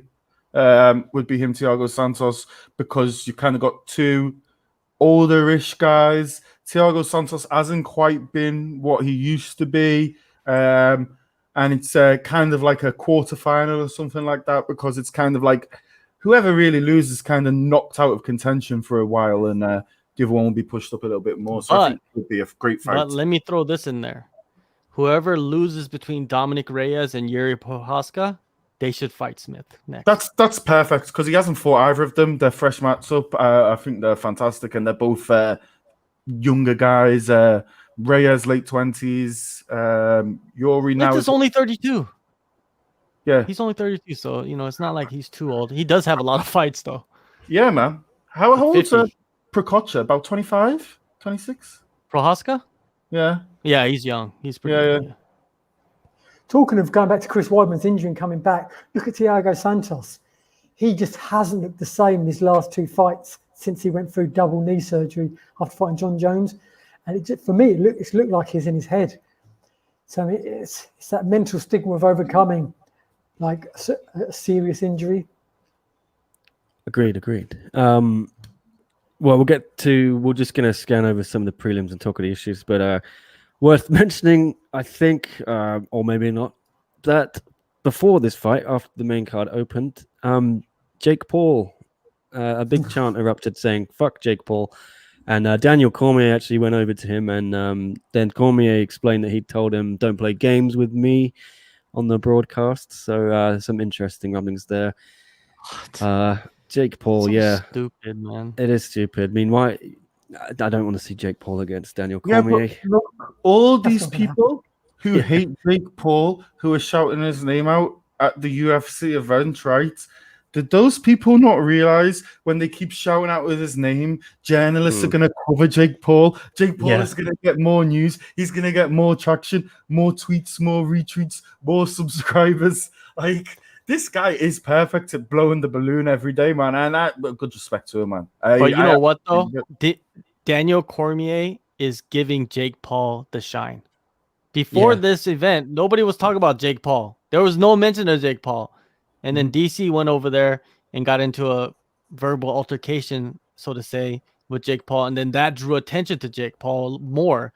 And that's why the journalists are. And that's what journalists do. They're going to write the stories that, that hit, of course. That's what's going to happen. If you hate that, literally, I'm looking at the stats right now on our traffic from all our stories today. Number 1 at the moment, Daniel Cormier confronts Jake Paul. Exactly. So hey, there's no question Daniel Cormier would pick up Jake Paul and smash his neck and he'll be a paraplegic for the rest of his life. There's no question about that, right? I don't understand why they're going to give him that edge, that shine. But the thing is, though, if Daniel Cormier was to fight Jake Paul in a boxing match, for example, it'd be a relatively easy payday. It'd probably be his second or maybe his third or fourth highest payday he's ever had fighting. Everyone just has to get paid, man. I mean, you guys don't like Jake Paul. Did you write the article, or was it Matthew Scott, Nick? But you covered the article because you want to get paid. Same thing with everyone else. Yeah, I wrote that one up. Yeah. I just thought it would go well, and it did. Can I make a very quick plug, guys? SCMP MMA, like, subscribe. But most importantly, man, there's 2 fantastic articles on over on SCMP MMA at the moment. Fantastically written article by Matthew Scott. Go check that out. And a fantastic article by the man himself, John Hyun Ko. Fantastic to see your face up there on the website, mate. Nothing better. Go check it out, guys. We're not just a podcast. It's been up there for a while. You just started noticing now. Damn, you're not a good hype man for me, man. It only got tweeted out today on the Twitter. Which one? Which one? The Anthony Pettis? Anthony Pettis. Oh, okay. John did a very good interview with Weili's coach as well before the fight. That picked up a lot of traction. And anyway, Jake Paul. Maybe it's kayfabe, guys, as Ramsey says. Yeah, maybe Who's they kayfabe? both know what they're doing. Kayfabe is a kayfabe? term in professional wrestling where you're like, you're working the crowd, you're like playing your character. Oh, really? Pretending it's real. So is it like playing the heel? it's just like pretending it's real when it's fake. Kayfabe, it's the Dudley brothers pretending to be brothers. Yeah. That's kayfabe. Yeah. Exactly. The Dudley All right. brothers. The Dudley boys. One thing about that situation is I believe DC, he'll never fight again. This is what I believe. He'll never. And now he's embracing this media status that he has, right?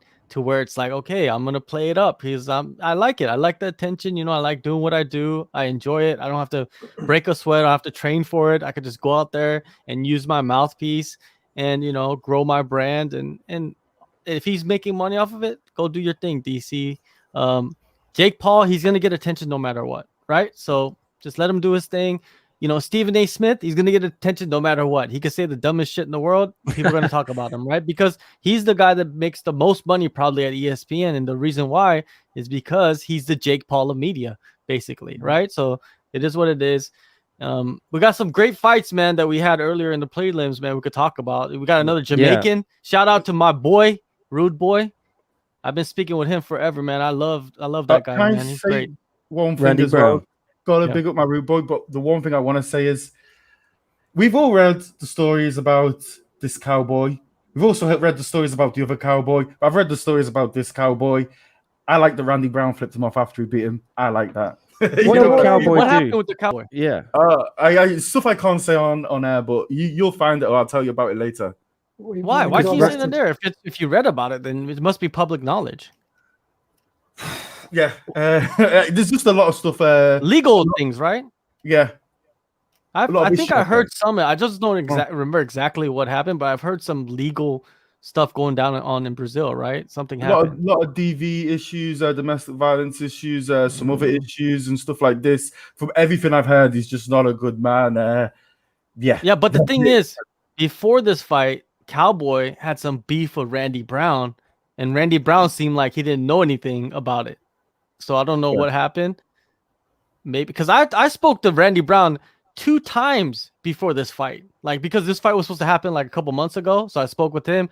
Got Randy Brown got COVID. They delayed it to this date, and then I spoke with him before this fight, and he mentioned nothing. He didn't say nothing about like any kind of like beef or back and forth. I was just very surprised. And then when Randy Brown got up, I think Randy Brown was waiting to win before he did anything, and he won, so he did it.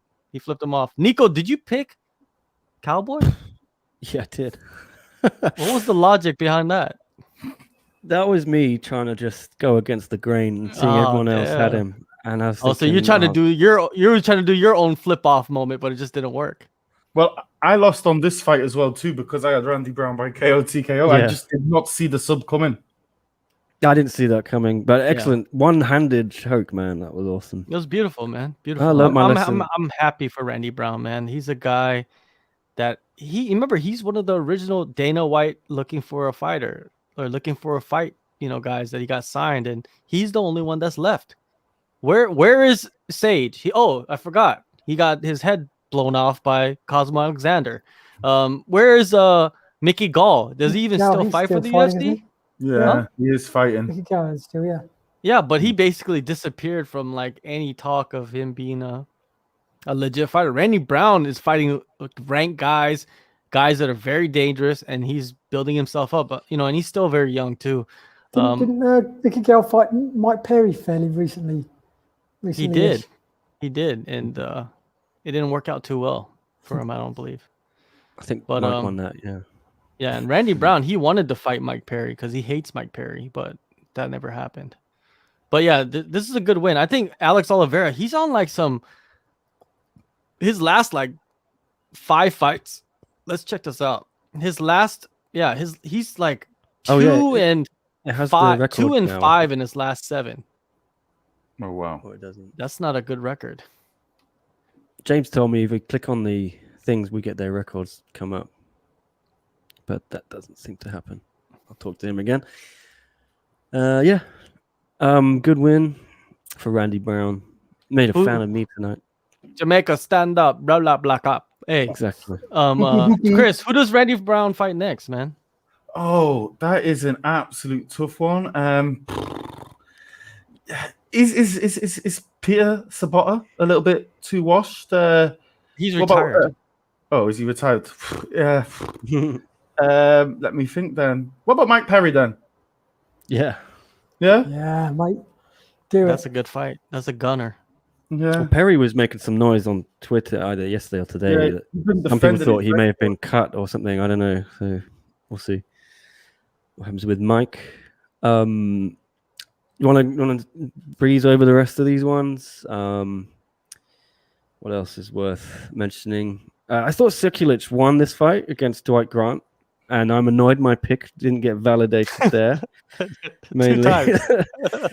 Yeah. Again, I went against the grain with this one, but the reason I picked Stefan was because he's Serbian, I believe, and I know that Serbians are hard bastards, and because of so when Nick sees a Serbian, he picks it. When John sees a Korean, he picks it. No, Asian. I picked him. An Asian, he picks them. When I see a Jamaican born anywhere in the bloody world, I pick them, including Peter Sabota, who does fight under the Jamaican flag because he doesn't believe in nations. He just believes in one love. But yeah, so then if he does believe that, then he's Jamaican, right? That's it. That's Bob Marley. Jamaicans, Serbians, Koreans, Asians don't follow our picks. No, but the thing is, that fight was really, really close, man. Yeah. And I felt like he did get those takedowns, and a lot of people look at those takedowns, but he didn't do anything with the takedowns. And in the stand-up, I feel like Dwight did a little bit better job, right? He rocked him, right? And then Dwight got rocked at the end of the 3rd round. So I feel like Dwight, maybe he got the first 2 rounds. The 3rd round was Stefan, but I don't know. It was a close fight. If Stefan would have won, I wouldn't be arguing about it. So it is what it is. Yeah, a split decision. That's right. Drake said that. I want my points, guys. I want my points from this fight. Yeah, give him his points. Drake said that it was a double compound fracture, and it did break through the skin. Oh man. Oh, wow. So Drake is on site in Jacksonville, Florida. Thank you, Drake. Drake's been Crazy. pumping out all the He didn't videos for you notice today. his leg had broken until he went a step back on it. Yeah, The delay to the brain.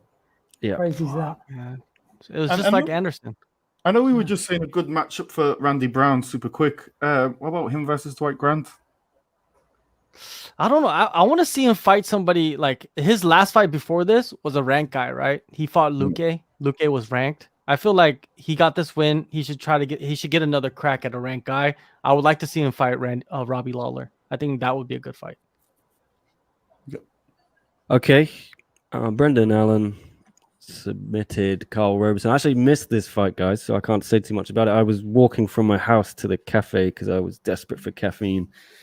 It was an early start, 6 a.m. start. So apparently, by all accounts, Brendan Allen looked very impressive. So you want to mention anything? Now's the time. Otherwise, we can. Brendan Tristan Allen. Connolly. Boy.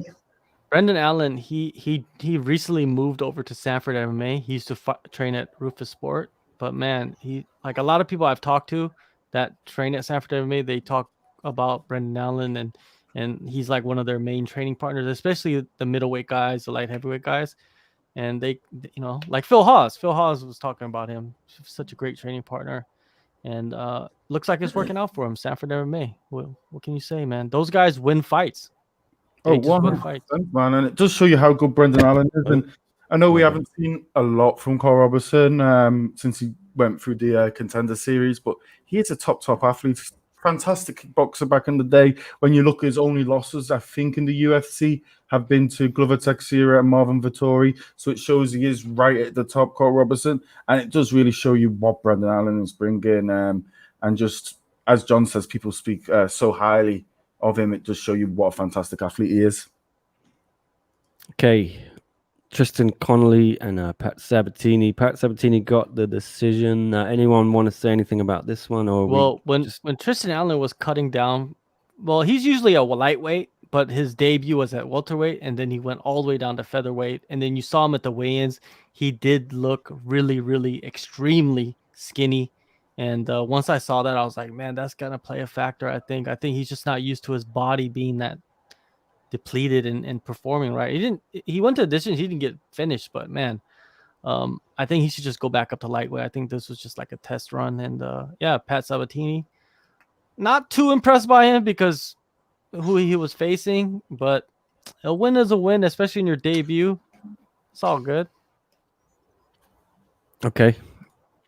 How about let's talk about the start of this card then.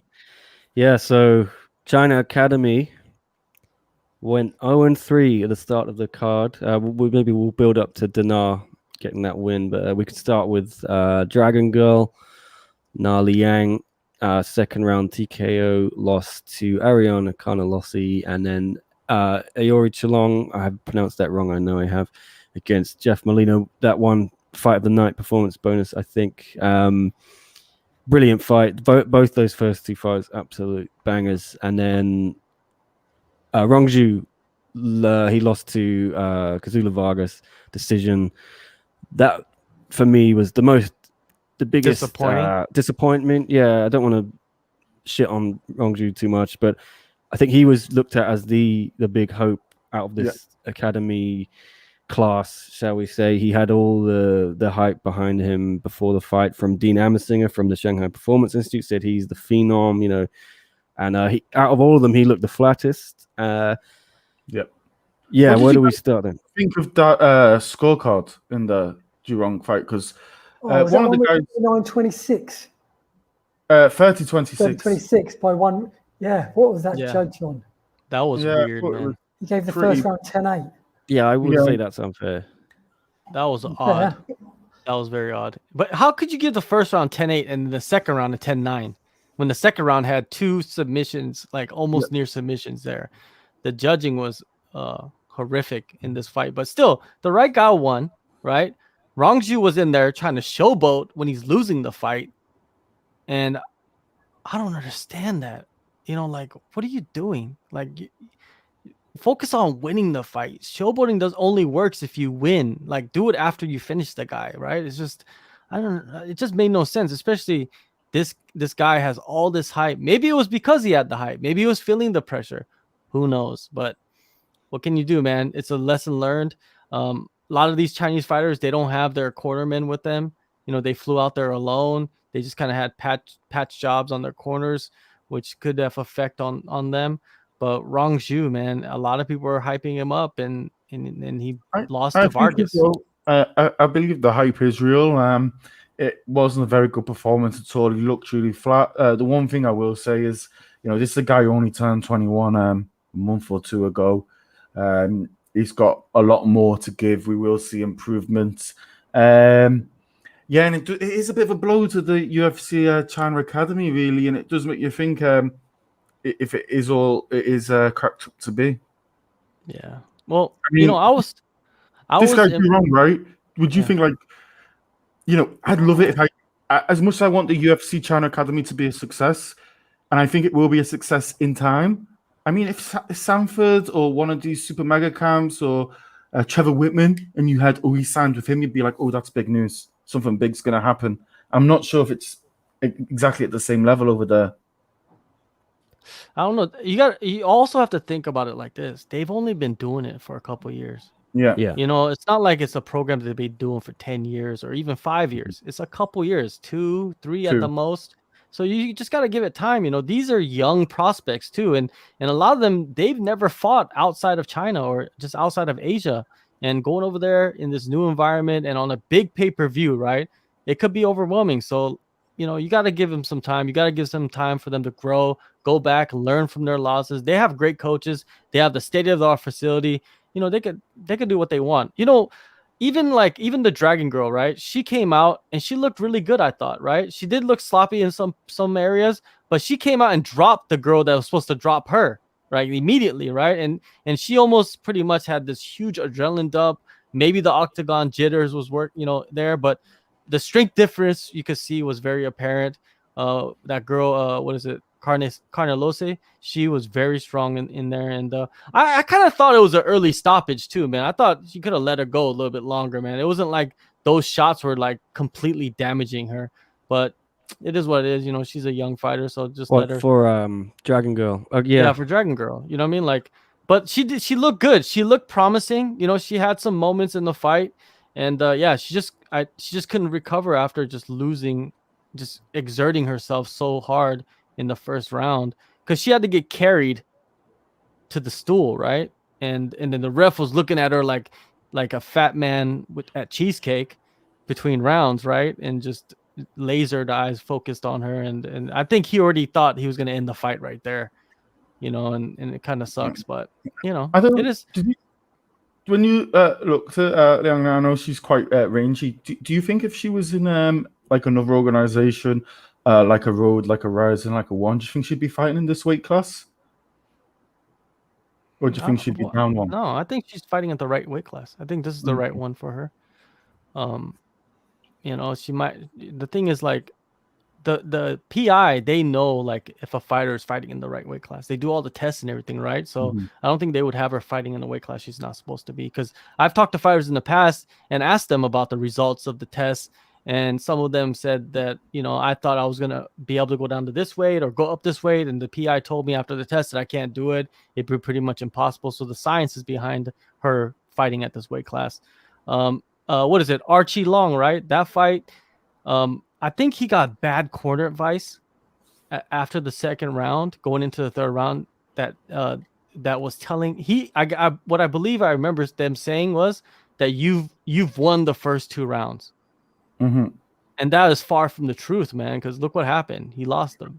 I thought it was one apiece going into exactly, right? So even if it was one apiece, you don't tell your fighter that you've won the first 2 rounds and you're going to go out there and try to cruise. In all honesty, I think if it's one apiece, I think you tell your fighter you're 2-0 down personally. Exactly, right? Or you just tell them the truth, right? You just tell them the truth, like, hey, it's 1-1. You need to go out there and win this round. If you get the finish, get the finish. But if you have to win, just win the round. There was bad corner advice right there, but a good fight. You know what I mean? They did good. Jeff Molina is no joke, man. He's won I don't even know how many in a row, and you know, he's a prospect. So is Archie Long, man. Both these guys are going to be prospects. They're the future of the flyweight division. There's nothing bad. Do you agree with the decision that this was the fight of the night? Right, this got the bonus. Do you agree? No, no. I think there should have been 4 performance of the night bonuses. I don't think there was a fight of the night. Fair play. And what would be your 4 performance bonus? Was 4 performance bonuses? Yeah. It would have been Randy Brown. Yeah. It would have been Rose Namajunas, of course, Usman, and then the 4th one would go to I would give it to Dana. Okay. That was a slick knockout. I liked it. Yeah. Yeah, let's mention Dinar then. So we finally all got one right here. I think we all went 0-3 to start the card. Well, Tom Taylor picked Conor Lossie. Well done, Tom. Yeah, so Dinar Bakkarel, brilliant check left hook. Finished the job with a few more shots. Mongolia storm. Dinar Bakkarel getting Asia up and running on this card. He's interesting, isn't he? Because I think that's his second one in the UFC now. He had a loss on debut to Alateng. So what's his prospects like? Do we like... His prospects are up and going up, but you have to think he's totally different to Liang Na and Jurong because he's 31, I think. He's 31. So 32. He's 32, okay. Because Liang Na is, I think, 24. Jurong's 21. So they've got ages and ages to go and to get where they want to get to. But obviously, coming into the UFC at 31, you kind of have to go for it now because his time is not on his side, right? No, it's not. And that division is stacked. So if he could get on, like, this is back-to-back knockout wins, early knockout wins with basically the same strike. And I think he should fight somebody that's high up in the ranks. I like to see him fight. I think he should fight Sean O'Malley. I think Sean O'Malley would be a good matchup. I think who was the other person I was thinking about? I think it's Sean O'Malley. I think that would be a good striking battle. I think Sean O'Malley, he still shouldn't fight anybody in the top 15. I think he should fight somebody coming up in Dana. He won't even understand what Sean O'Malley's talking about, so it'd be good. And Dana, he trains at Jackson Wink, which is a good camp. He's been doing that for a while. I think his last every fight in the UFC, he's been training there. Greg Jackson he was in his corner. So it's working out for him. I think he should get a step up in competition. Definitely. I don't think they should put him against another like new guy. Well, does it say something that the Chinese fighters all with their camps in China lost and the Asian fighters who fight are based in America all won? There's only one. I mean, yeah, I guess. Well, Valentina trains out of Tiger, and where does she train in America? In Vegas, is it Shin Control? Valentina trains out of everywhere. It seems like she's always at a new gym. So. She's kind of Asian, technically. Right? Yeah. I'd take her. Yeah. You know how it works. It's like we take Tiger Woods. You know, we're like, yeah, we got Tiger Woods, greatest golfer of all time. He's Asian. Well, you don't take him. You share him. Yeah. You know, that's how it works sometimes. Yeah. All right. Well, we finished the card. Yes, sir. So, what's next? Want to hang around or? Yeah. What's next week? Just in general, it was a pretty good card. Got to be one of the fastest main cards ever. I don't know if anyone's got any stats on it, but it was pretty quick. 90 minutes of fighting on the main card. Oh wow! Is that a record or I think that's anything? Record, yeah. Oh wow! Well, I've kind of calmed down now, but I was just a lot of adrenaline after that show. Probably the craziest card I've ever seen. I said it already, but what's you know what's a trip is like I don't really have adrenaline after cards. Like I don't really like once it's over, like I have my thoughts and stuff, but I never really get like extremely excited after the card's over. Like it's just like, okay, during the fights, I get a little bit of anxiety or whatever, just because it's a big moment and what's at risk and that they're out there to hurt each other. But like afterwards, it's just like, it is what it is. It's just, that's their job. I wonder how it feels like to be a fighter, man. Just after like a moment like that, and you have to go back and everything just becomes quiet. You know what I mean? From being so loud and just going back to your hotel room and it just being silent with nothing, especially after you lose. you know, in that moment. You know, like let's say like a Masvidal, right? Like he goes back to the hotel, you know, he just lost his second chance at a UFC title, and he probably won't ever, and in front of his like hometown crowd. It must be a psychological mind fuck, man. It's just, what do you think? I think it's okay for Masvidal. I think he gets in the car. I think he drives down to Miami. I think he calls up his boy Yoel. He says, Yoel, everything's open up down here in Miami. Let's get to the club. Let's pop some bottles. I don't want to remember what happened tonight. I just want to wake up tomorrow feeling bad, but bad in a good way. And yeah, I think it's all going to go. And I think Masvidal is I think he's got a strong enough mindset to get past this. You know, it's not like it's his first loss, it's his second loss. I mean, what's this? His 15th, 16th loss. So I think he's okay. This has stopped a bit of his hype though, because he went into the first Usman fight with all the hype after his 2019, you know, all this, the popularity, that kind of Cuban background, the street Jesus and all that. And then he, like Usman kind of said, he had a built-in excuse for that first fight. He lost, and he's still Masvidal, the street Jesus. Now he's just been knocked out, his own strength by Usman. So it's gonna affect his. Yeah, as Ramsey points out, is Usman now the BMF? Or what? No, what the do we BMF is a non-topic. Like, Yeah, it's just like, it's not. Yeah, they created like, it for Diaz and Masvidal. it's like one of those toys that you get out of cereal box.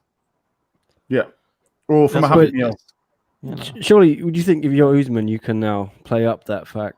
I've knocked out the BMF. No, then that'll just be corny. Okay, I see that. We got a really good point. Ramsey pointed that out in the comments that this is the third fastest ever main card, apparently.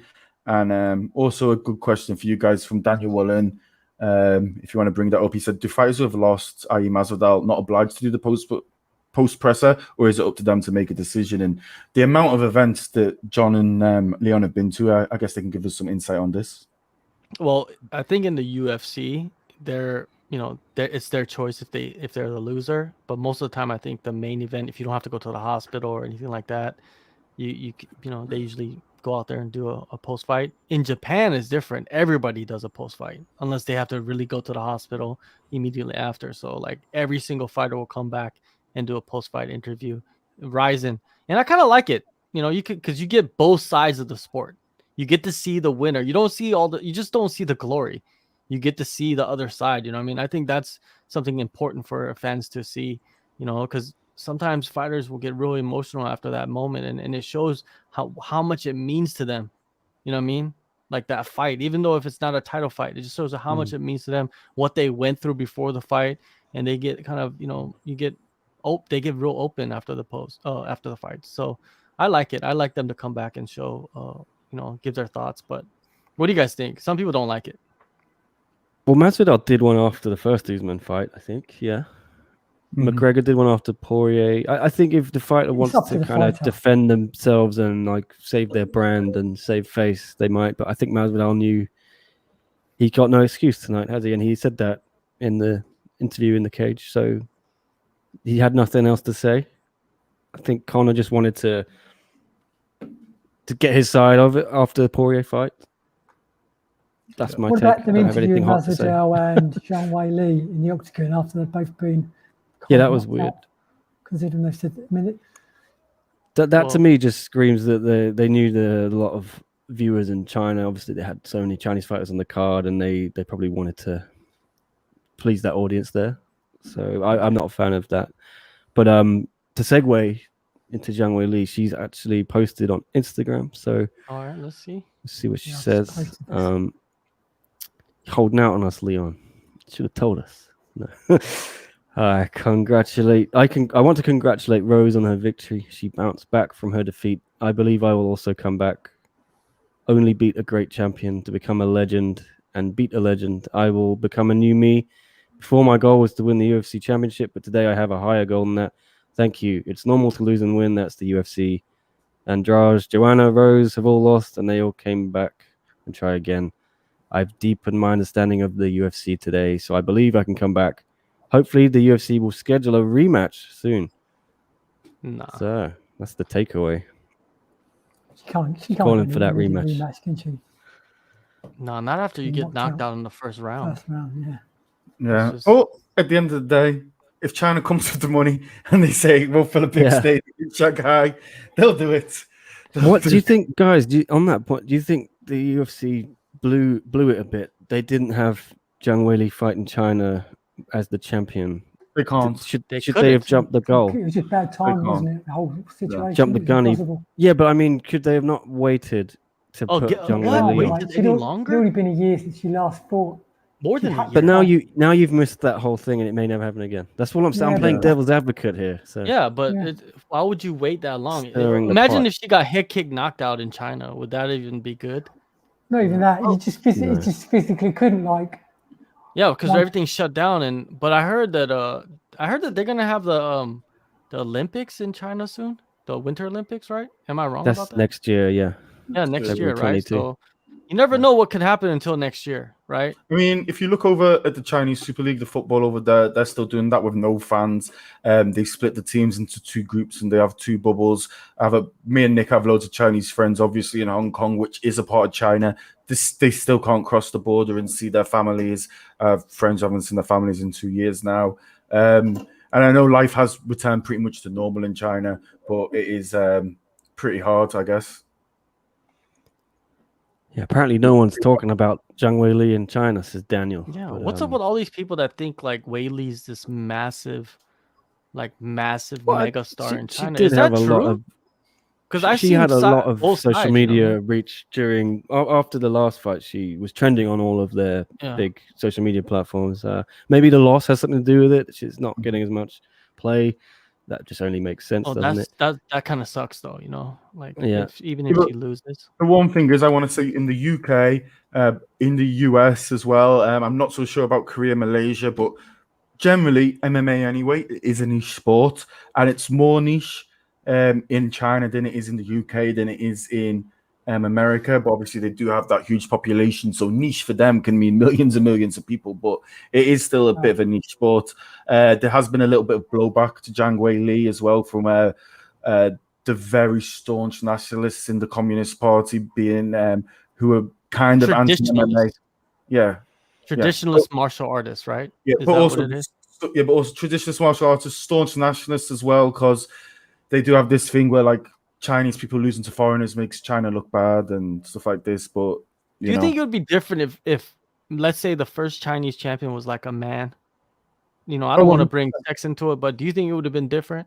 Like the reach and the popularity and all of that? Because you know, like in Asian countries, you know, even though I don't like it, but you know, men are, you know, like higher status in society compared to a woman, right? It's just it is what it is, right? So yeah, I kind of agree with you there sometimes, John. But the one thing I would say is if you do look at China, and golf is hugely popular in China. If you look at women's golf, it's dominated by Asians. I mean, no, Korea kills Korean- Asian golf, dude. Like Yeah, the top 10 is like 6 are Asians, Oh, Koreans basically. Yeah, there's like 6 Koreans, Park 2 in B, Chinese, right? and a Park. Korean who lives in Singapore. But And then- you know what's like completely, you know, jacked up about Park in B is that she could be more famous, but because she's a hefty girl, she doesn't get the sponsorship opportunities in Korea as like say like you remember the figure skater? Yeah. Like she's still making money, and she hasn't figure skated in like 10 years. She's still making money because she's like, and I hate that. You know what I mean? Like Korea, if you know about anything about Korea, it's very, what do you call it? It's very vain. Most people are very vain, and they're looking. And you guys know it's the plastic surgery capital of the world, basically. You do have the best looking women in Korea. Well, half of them are just fixed up. So what do you expect? You I'm also fixed up. Look at me. The ring girl. I'm a beautiful woman.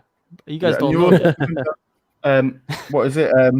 I The was hoe. there at the time. I was in the hole in the throat. No, I was there at the time in China when it was Lina when she won the French Open. You will know more about this, Leon. Australian. I was there. I was thinking of her a minute ago. Australian Open. That was Do you understand that? absolutely huge in China. She is still one of the biggest Chinese sports stars going. I mean, probably after Yao Ming, she is probably number 2 in terms of being a sports star. Like whenever they have any sports award in China, when they give out the best men's award, they drag out Yao Ming again, and then they drag out for the women. They always drag out Leonard again. She is a superstar, and there is that thing. I just checked her Weibo casually for Zhang Weili. She has about 1.5 million followers, so you can read into that what you like. My Weibo, I have 3 followers, so you know. How many does Leonard have? Because Leonard is completely different. She's just full of personality. Her post-fight interviews were hilarious. Did you ever see any of them? She just has so much personality. Yeah, it's like when you think about athletes in certain countries, especially in China, it's it's hard for us to kind of express like what really is going on because it's so closed off, right?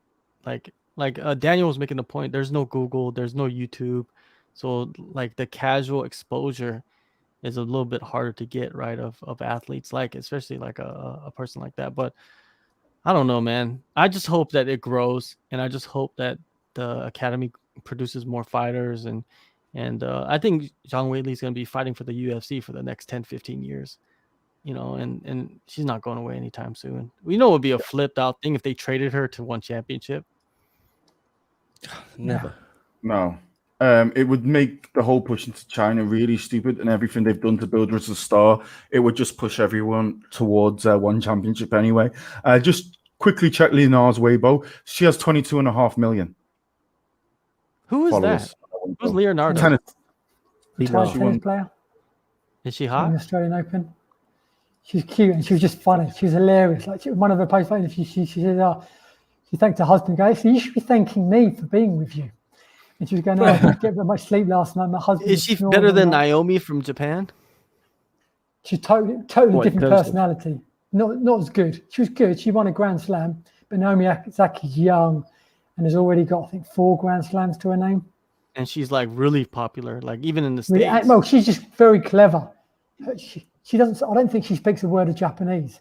Well, I think her mum's Japanese, her dad's American. I think. No, her dad isn't even American. Her dad, I think, is Haitian. Asian, yeah, or whatever. And but obviously she saw money signs being called Japanese. So be like, because like Corey Nishioki is huge in Japan, the male tennis player, Japanese. Yeah, like Asians dominate these fringe sports, golf, tennis, MMA soon. Yeah, ice skating, Muay Thai, curling, badminton, sumo. Yeah. Actually, I'm only joking. Asians are not very good at sumo, but that's for a different discussion. And what is it? Shooting. For some reason, Asians are very good at shooting in the Olympics. Table tennis. Yeah, of course, badminton. man. Yeah. Pool. All right. Well, we hit 2 hours nearly, so I think we'll leave it there because for the whole show, I've desperately needed a piss. So it's 2 hours of this. And yeah, I think we've said everything we want to say, I guess. We covered the whole card. Thank you, John. Thank you, Chris. Thank you, Leon. Leon, what's coming up with you? Where can everyone go find you? I've got hopefully 3 big interviews coming up the next few days. On the 1, 2, and 2, 4 card. Look out for them. And then, just some other TNT pre-fight interviews already up on the YouTube channel. Just Asian Persuasion MMA. YouTube, Facebook, Instagram, Twitter, apmma.net website. All right, JHK, what have you got coming up, sir? Nothing. All right. I always got stuff coming up. That's what I mean. That's a rarity, unlike you, to be having a few chill days. I never have a break. I'm working all the time. Not even if I'm not doing this, I'm working on something else. So, just got to follow my social media. It's right there on the corner. It's very simple. Well, I don't have a phone right now, so I will not be active on any social media. Not that I am the most active man in the world anyway, but... Well, what happened to your phone, Chris? You got to tell us. Oh, it's a super long story. I'll tell you another day. Was it around a few seconds, about 2 seconds after Newcastle scored last night? Yeah. It was pretty close, actually. It was pretty close. But I'm just Did it go off the balcony at Trafalgar? Did it go into Lockhart Road? Not quite.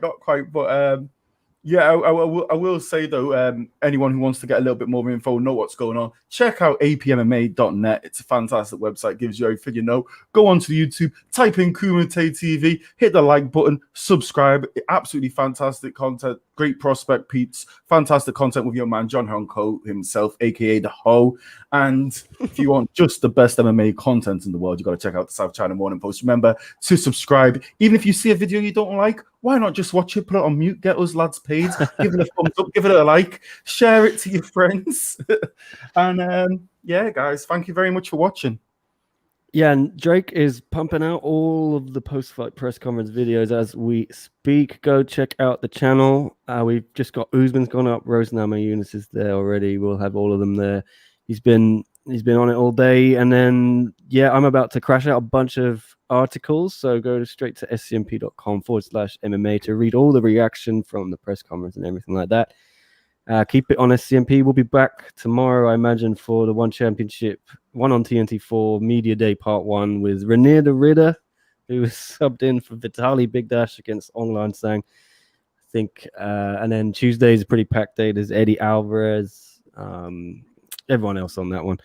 We'll be live streaming both media days for one, hopefully. And then, yeah, I guess we'll be back on Wednesday with a preview for that show and a fight companion on Thursday. It never stops, guys. Never stops. Thank you, everyone who watched and commented in the chat and asked questions. Really appreciate you all. And yeah, see you again next time.